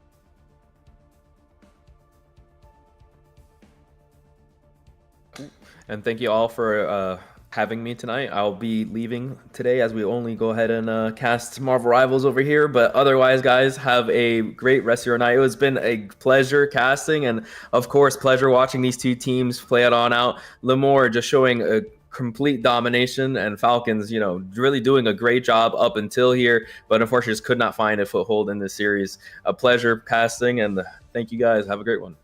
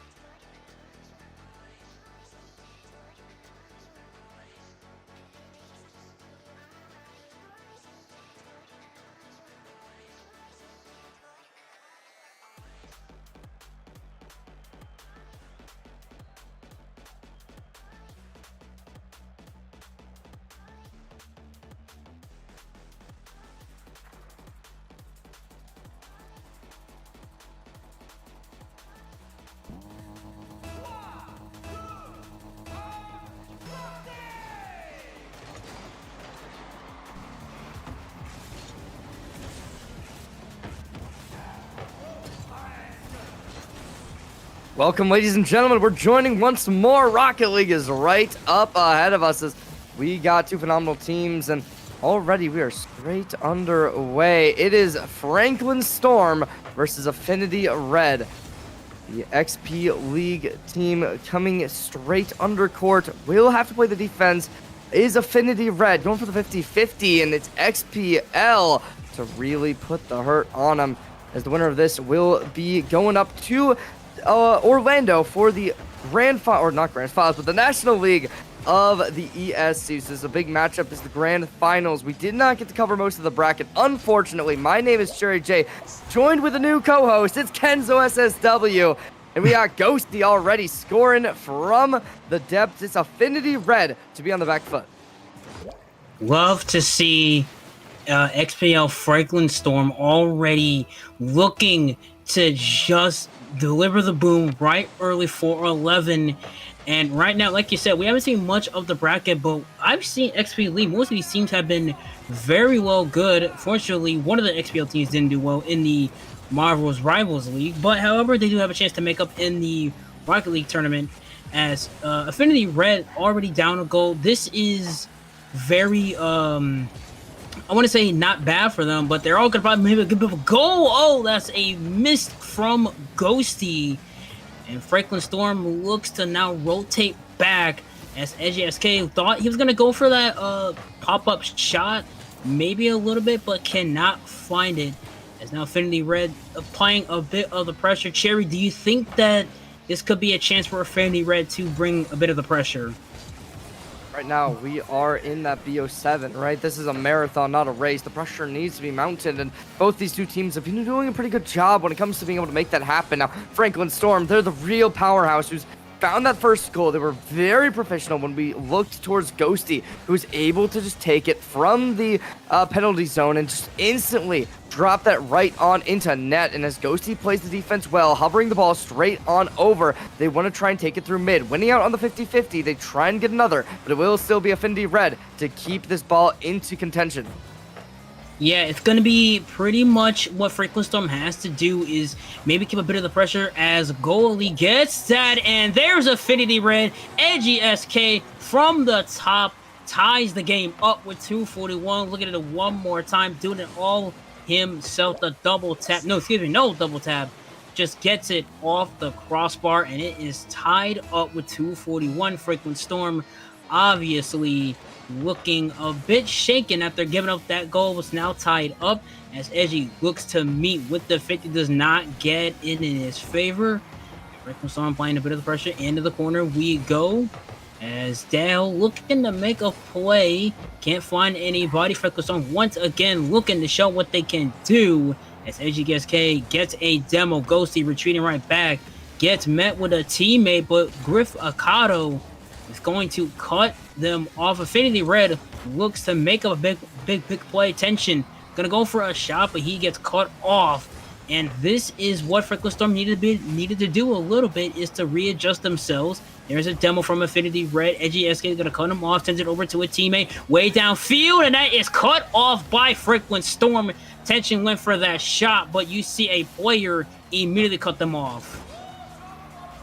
Keep trying to get scores on goal, unable to make the connection just yet. Affinity Red, they were able to make the equalization. Now the question becomes, will they be able to find the lead as it hurls towards the corner? Verificado, they've been good. They've been able to make strong plays so far tonight, but it will be tension. Hits it up. Unfortunately, this contention will go over to Edgy. Right underway, but follow-up just not there in time. Franklin Storm now trying to dribble across field. The 50-50 comes out. The physicality looks nice. The block is tried, but the block is failed. Ghosty drops in their second goal of the Grand Finals. Look at one more time. Ghosty just able to get it up and over two players of Affinity Red. That is sometimes a tough shot to defend. I don't blame Affinity Red for trying to make a save. Sometimes there are shots in Rocket League that are very hard to defend, and Ghosty looking to do it himself. Looks for that double tap, but he gets credit with a demo instead, as Dow heads it over to goal. Goals get met with that 50, and Affinity Red now down with a minute. Can they clutch up in a minute? That will be the test for them, as Tension gets credit with that cut off down. Looks to set, goes to go through the net. No credit by Edsky. Edsky playing so good. Ghostly with his third goal of the game. And it's 3-1. Franklin Storm looks to take that first game right off the bat. Point of miracle necessary if Affinity Red want to be able to make the comeback in game number 1. The grand finals definitely seem like XBL is going to be the team to beat, as a 2-goal deficit certainly looking insurmountable at 39 seconds, and the ball looms forward, they gotta get in. trying No. to make it in. Unfortunately, just not enough. The ball will be able to clear its way on out, cementing Affinity Red without that goal. And at this point, it seems as if this game might just be done and over, as it's a bit of a static movement coming on with the ball dropping in from each and every way. And Ghosty still just trying to make the prediction, unfortunately a little bit too far to the side. Edsky trying to make an own goal happen, but it will still be the Franklin Storm that will likely just get this ball underway. A consolation goal does go the way of Affinity Red with 1 second on the clock. Likely there's not going to be any real chances for them.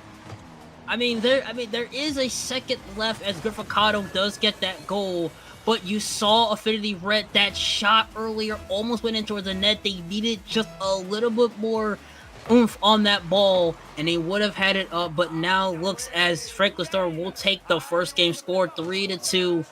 Affinity Red was so close in that first game. I thought a couple times they had everything. You can see the stats on the board, all the shots for both teams actually, as Dow, he didn't do much in that game, but he gets credited with a save, a couple assists.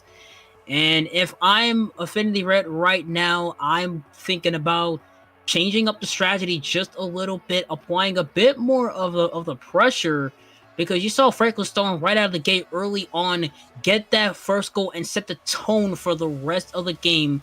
However, they do have the second game to think about, so maybe Affinity Red maybe could change a bit of their tactics.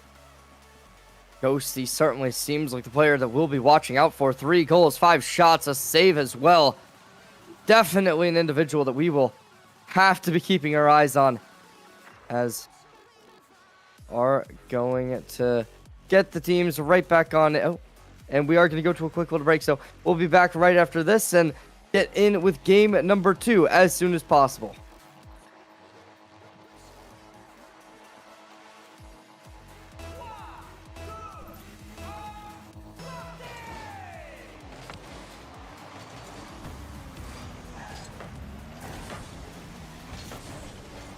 And we're back. Game number 2 is right upon us, as obviously XBL Franklin Storm, they were the team to be able to find game number 1. They're looking to hit the driver's seat hard, looking to hit the gas pedal as the ball does go a little bit wide, trying to make the 50-50 go their way.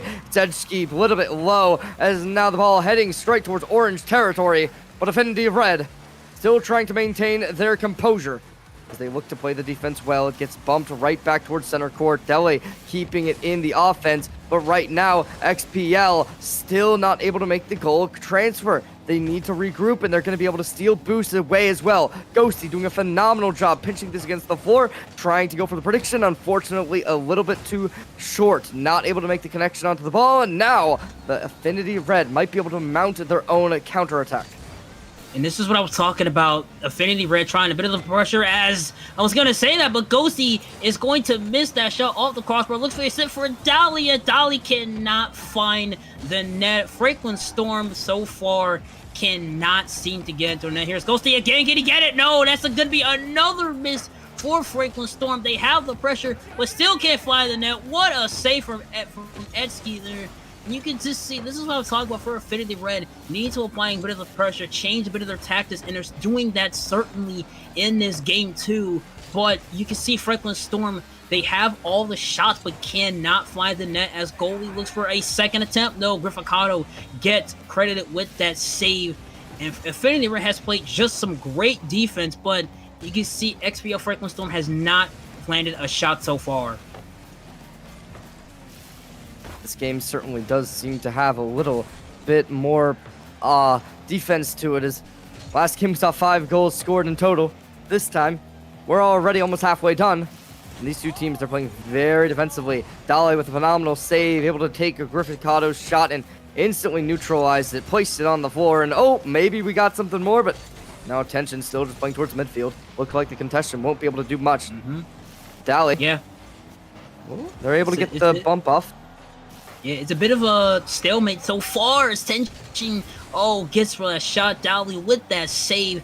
And this is a very defensive game than what we saw in the first game, where Franklin Storm just kind of took a bit of control with that early goal.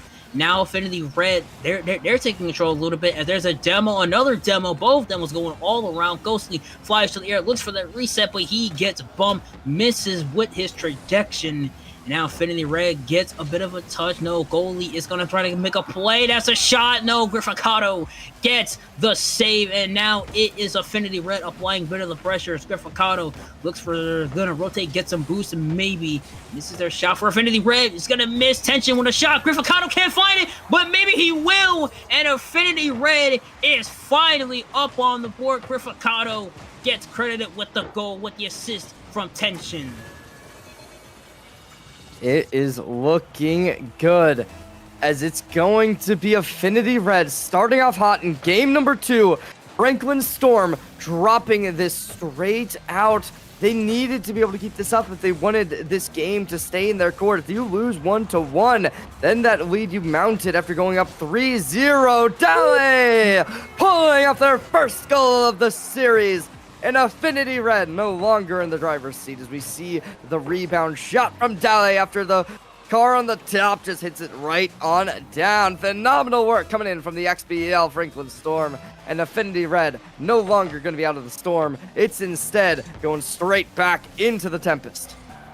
Into the Tempest, it is finally Franklin Storm found it after so many attempts of just hitting the crossbar. Here's the crossbar, and there's Ghostly once again. And now Franklin Storm has found their groove. At first, it was looking very dim, could not find anything. Every attempt shot, they could not land. And now Affinity Red down a goal once again. This now comes a bit of a point for Affinity Red, is now they have to play a bit more of an aggressive start, and this is aggressive as you can get. Looking for a teammate. Goalie, no. It's going to get met with that bump. Tension pops it into the air. Bit more touch. Griffikato with another one off the wall as it goes in towards the corner. Very opportunity for Affinity Red, but they can't find it, just off the crossbar, off the side of the net. Just a bit time. There's Tension, and there it is. The game is now tied, just 4 seconds heading in towards the 1 minute mark. 2-2 being the scoreline. XBL Franklin Storm certainly putting the absolute goals, as well as Affinity Red. It's 2-2 with a minute remaining. Certainly could go either team's way, and Affinity Red will just have to wait and see whether or not they're going to be able to find that equalization one would be desperately looking for in their situation. You go down here, it wouldn't be the end of the world, as 2-0 in a best of 7. Still excessively reasonable to be able to make the comeback from, but it definitely becomes a little bit hurting. But Ghostly off the pass from Delays. There's the goal as XBL Franklin Storm drops it right back into the lead. As look at Tension trying to make the defense, but unfortunately a little bit too short, not having the idea that, yep, that ball is going straight towards the right-hand corner. It's a little bit of a zealous play, deciding, yes, I want to hit it as far right as possible. That way the block doesn't come in, but you're worried about the fact that that could hit the crossbar. Instead, they don't care. XBL Franklin Storm will go and take this even further as 30 seconds remain. Affinity Red having a little to no chances, as they're going to have to make as many as possible. But right now, with the ball over in their court, they're certainly going to need to be able to make their own decisions and make their own possession work. A nice shot comes onto target, and that ski dropped it in. What were you saying about them trying to make a play? Well, here you go. Edgy gets that, Edsky gets that play in between. Ghostly was just so close, and this is what I'm talking about. Affinity Red have every... we approaching says Edgy, so excuse me for anybody on Affinity Red. I apologize. I am not good with names, so please don't beat me up in the comment section below. As we reach 10 seconds, this game could head into overtime. If Affinity Red can knock it in towards the net, 4-3, they have anything. Ghostly with a chance to end it, boy. They can't find the ball, still in the net. No! into overtime we go. Franklin Storm had everything going for them. This could be a jump start. Ghost is gonna miss completely as Edgy gets bumped, sends it downfield with enough force. Dally go fight the air, looks for the looks that call the shot early, but Tension gets ready to save. Ghostly is going to end it 15 seconds in, and Franklin Storm takes game 2.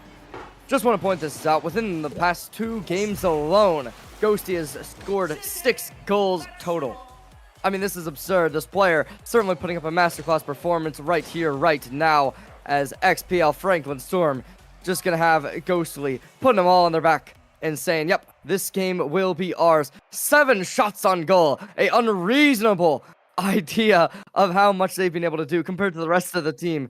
But that certainly just goes to show the level of domination that they are performing at, and the rest of the team not slouching either. We saw great performances from Dash, especially Delay, who had a great assist for Ghosty when we saw them on the right side of the net. They just dropped it right in front, and Ghosty was instantly just ready for that connection. As we head straight on in, game 2 underway. How will XPL Franklin Storm be able to continue this? Right, they're up 2-0 so far, and now Affinity Red, they're 1 away from match point.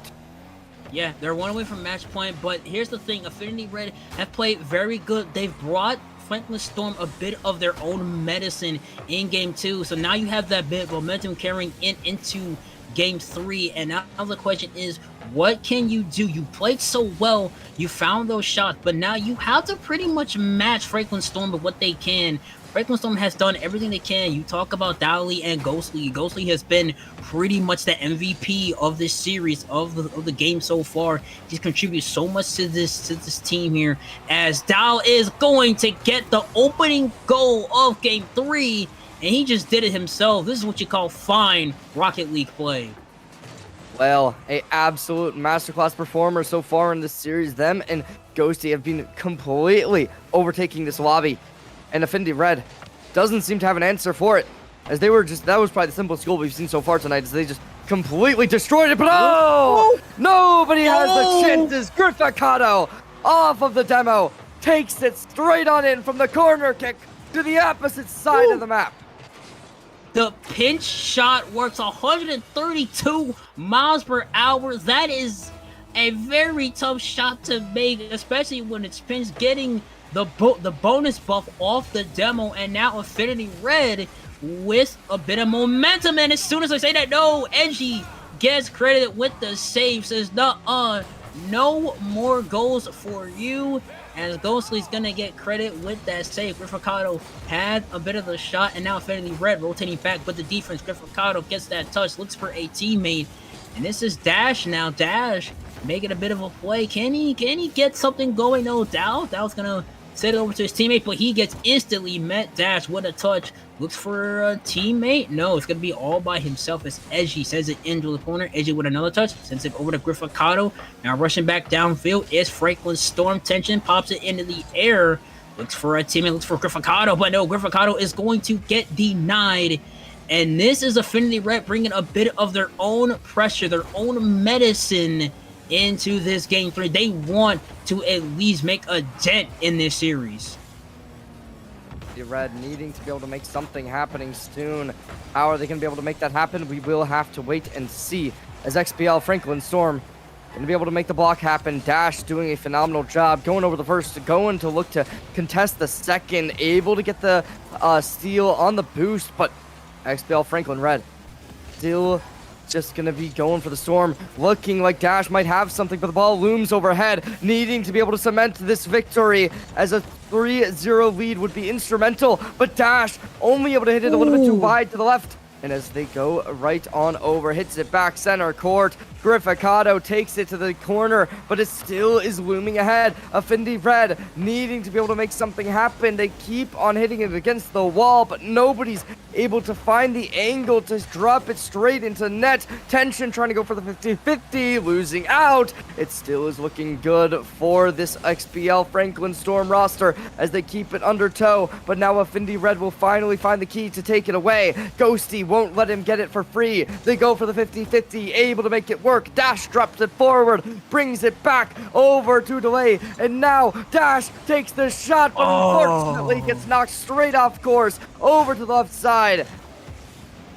They just can't make a shot there. You can see Dow and everybody from Franklin Storm having just so much momentum, but they can't seem to find the net. They might have a chance. Grifficato gets that shot, but Ghostly's going to get credit with the save. Ghost is going to ride the wall, do a little bit of great dribbling. He's into the corner, looks for Dash, but Dash maybe go for boost. Downfield now goes Franklin Storm. Franklin Storm with the control. Dow's gonna go off the wall. No, can't get it towards the net. The save is made by Edgy. Edgy does a great job denying Franklin Storm of an opportunity to score. So far, nearing the 1-minute mark, it's still anybody's game. Tied 1-1 now. Dash sends it over to his teammate Ghostly. Can't find anything. He gets met with the 50. Into the 1-minute remark we go. Dow, look for something there. Edgy gets that demo. And you can just see the back and forth between these two teams. Neither one willing to give an inch. Affinity Red hanging on. This is the best performance they've put on so far. Looking good. XPL, Franklin Storm. See whether or not they're going to be able to take this, as overtime does seem to be inevitable. Obviously, this is the first game we haven't seen them really as a massive playmaker. Not having a single goal is a little bit of an interesting stat line, right? We've seen them being that real defensive machine this time, having 2 saves.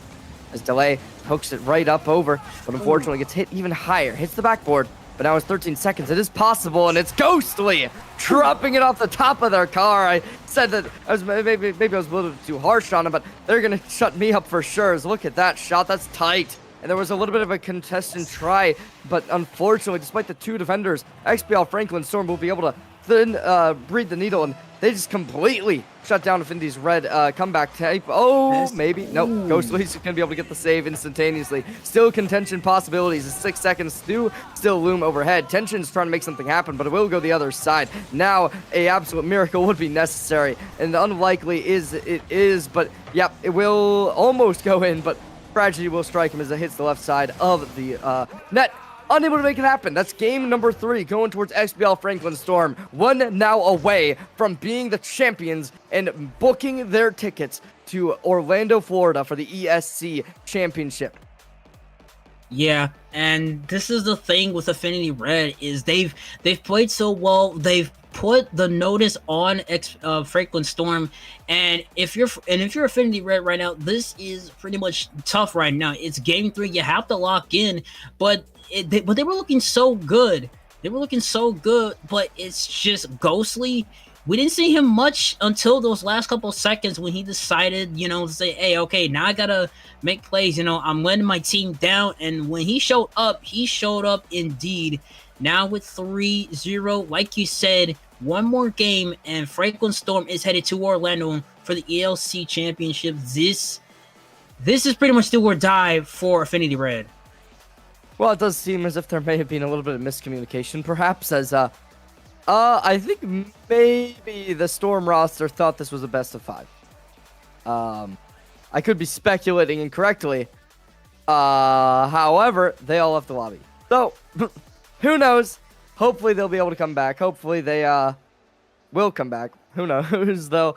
This certainly could go either team's way. Yeah, I mean, at this point, you need to be able to secure 4 games in a row. I'm not saying it's unwinnable. I think we've seen this in RLCS last year during the 2025 season, which was very fun to watch. But it's difficult. It's difficult to say the least. It is difficult, but I do think anything is possible. A reverse sweep is very possible.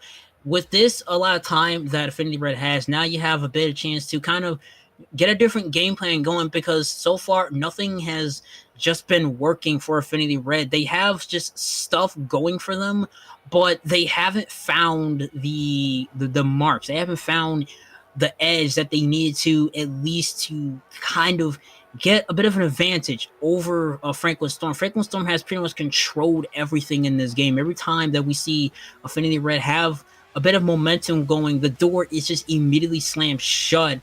And I know for Affinity Red, it's very tough.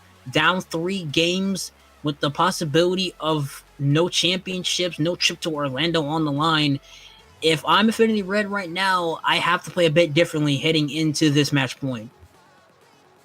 I mean, it does seem as if the players are going to be getting back into the lobby pretty soon, so hopefully we can get that all underway. And before they do, Kenzo, I have a question for you. Shoot. You ever been to Orlando? Back in about, I want to say high, maybe not high school, junior high a bit. So yeah, I've been to Orlando. I have never been to Orlando. However, I was in Florida recently, and I think it's fun, right? I mean, I want to go. Like we should plan a trip, but we are also going to be getting into the game right about now. Game number 4 on the line. XPL Franklin Storm 1 game away from booking their tickets to the ESC Championship Nationals. Affinity Red, they want to try and make that comeback. Let's see whether or not they'll be able to do it. Grifficado takes the ball, going out of pocket. It's Delay who's trying to run this straight over to the goal. Still, though, it's going to be Ghostly trying to make a touch, unable to make the connection. Instead, looms overhead. Still, though, 2 players so highly inputted, it is going to leave Affinity Red with a couple chances to play the defense. Dash, though, they're the ones to do it. Hitting it straight onto the opposite side of the court, and the pitch goes wide, as it is going to be the demo. Dash trying to limit the amount of attackers possible, as now it is going to be looming overhead towards center court. Dash hits it to the side, straight back towards center, goes over to Ghosty. Edgy taking it back. However, there's still possibilities, and now Affinity Red having to play the defense spectacularly, as there's 3 attackers. Yeah, 3 attackers for Franklin Storm, and a bit of 3 attackers for Affinity Red. And this is what I think Affinity Red needs to do, is play a bit of more of a mix between defense and offense. And speaking of defense, Tension gets that save. Dowley is going to try to force his way in there, but he's not going to find it. Ghostly is going to get an awkward goal, but we take those in Rocket League terms. And once again, it's Ghostly making his presence known on the field. And honestly, that's not even just Ghosty, right?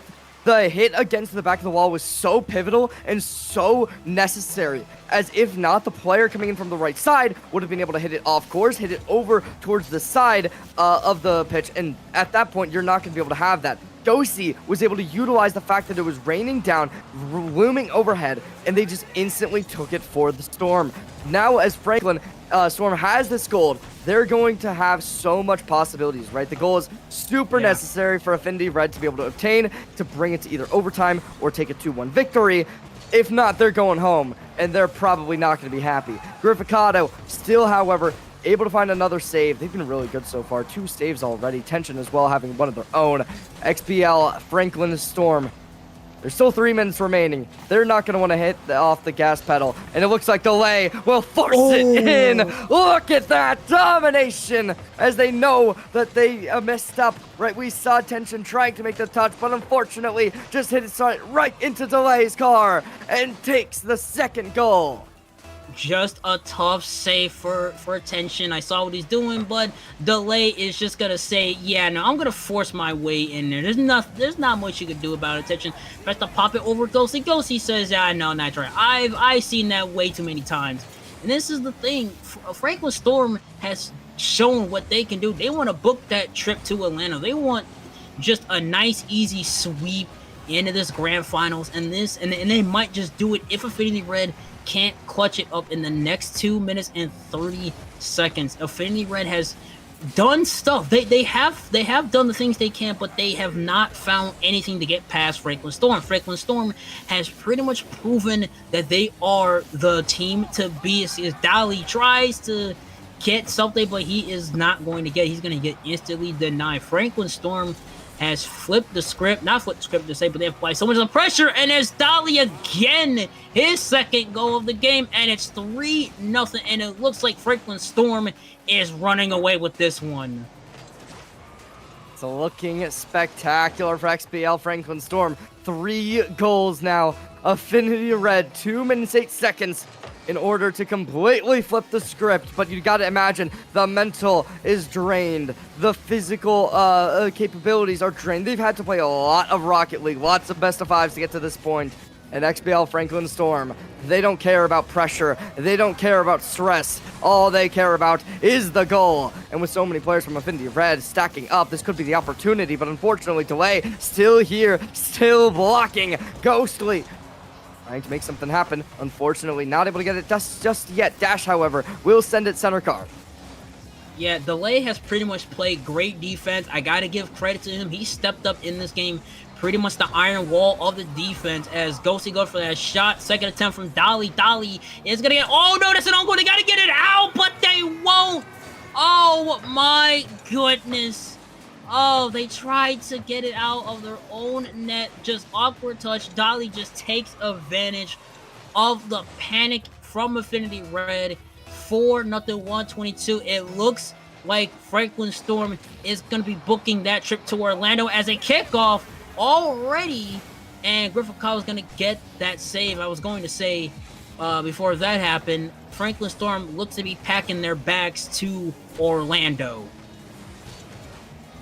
It's looking like it as a 4-0 lead, maybe even a 5, as Ghosty's a really strong player, and we know they have that opportunity to be able to make anything happen. They make magic anywhere on the court as they're striking while the iron's hot, and they're going to almost be able to make it dash a little bit too close to be able to find the follow-up, and barely limits it out, but it won't matter. Dash says, let me score right on in, and a 5th goal goes to XPL Franklin Storm. My goodness, I see what Franklin Storm wants to do.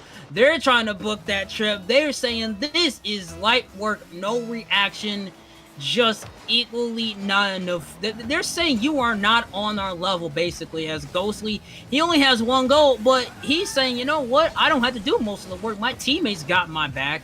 As we see Affinity Red, at this point, just wants to make the score a bit more tolerable and a bit more manageable as tension gets something going. Can't find anything. As we reach 30 seconds, Griffacado tries to set something up, but he's going to get cut off by Ghostly. Ghostly with a touch, but he's going to get instantly denied as the ball heads towards Franklin Storm side of the field for the first time. First time we've seen in this game as tension finally gets on the board for Affinity Red, but it doesn't matter with 12 seconds remaining. It doesn't matter. This is pretty much, you can see Ghostly is saying, let me get a setup, please. Tension saying no. Tension does not want to hear anything from Ghostly. 12 seconds remain as Dash, whoa, Dash is saying, hold up. He's trying to make something. Oh, he was going for that fake. And I gotta say, Franklin Storm, congratulations. You are headed to Orlando for the ESC Championship as you go with the sweep. 5-1 is your score, ladies and gentlemen. Congratulations to XPL Franklin Storm.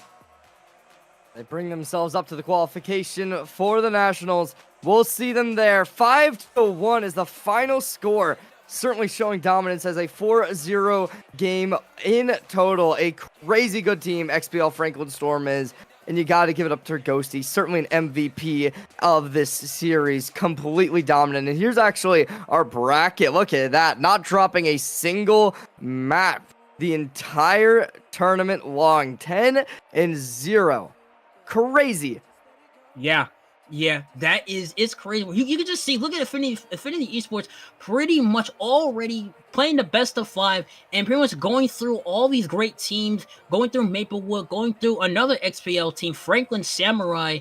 But you can just see XPL Franklin wanting to avenge their brethren. They said, we got your back, buddy. And Franklin Storm just took away from it. They ran with this one 4-0, and as I said before, they are heading to Orlando for the qualifiers.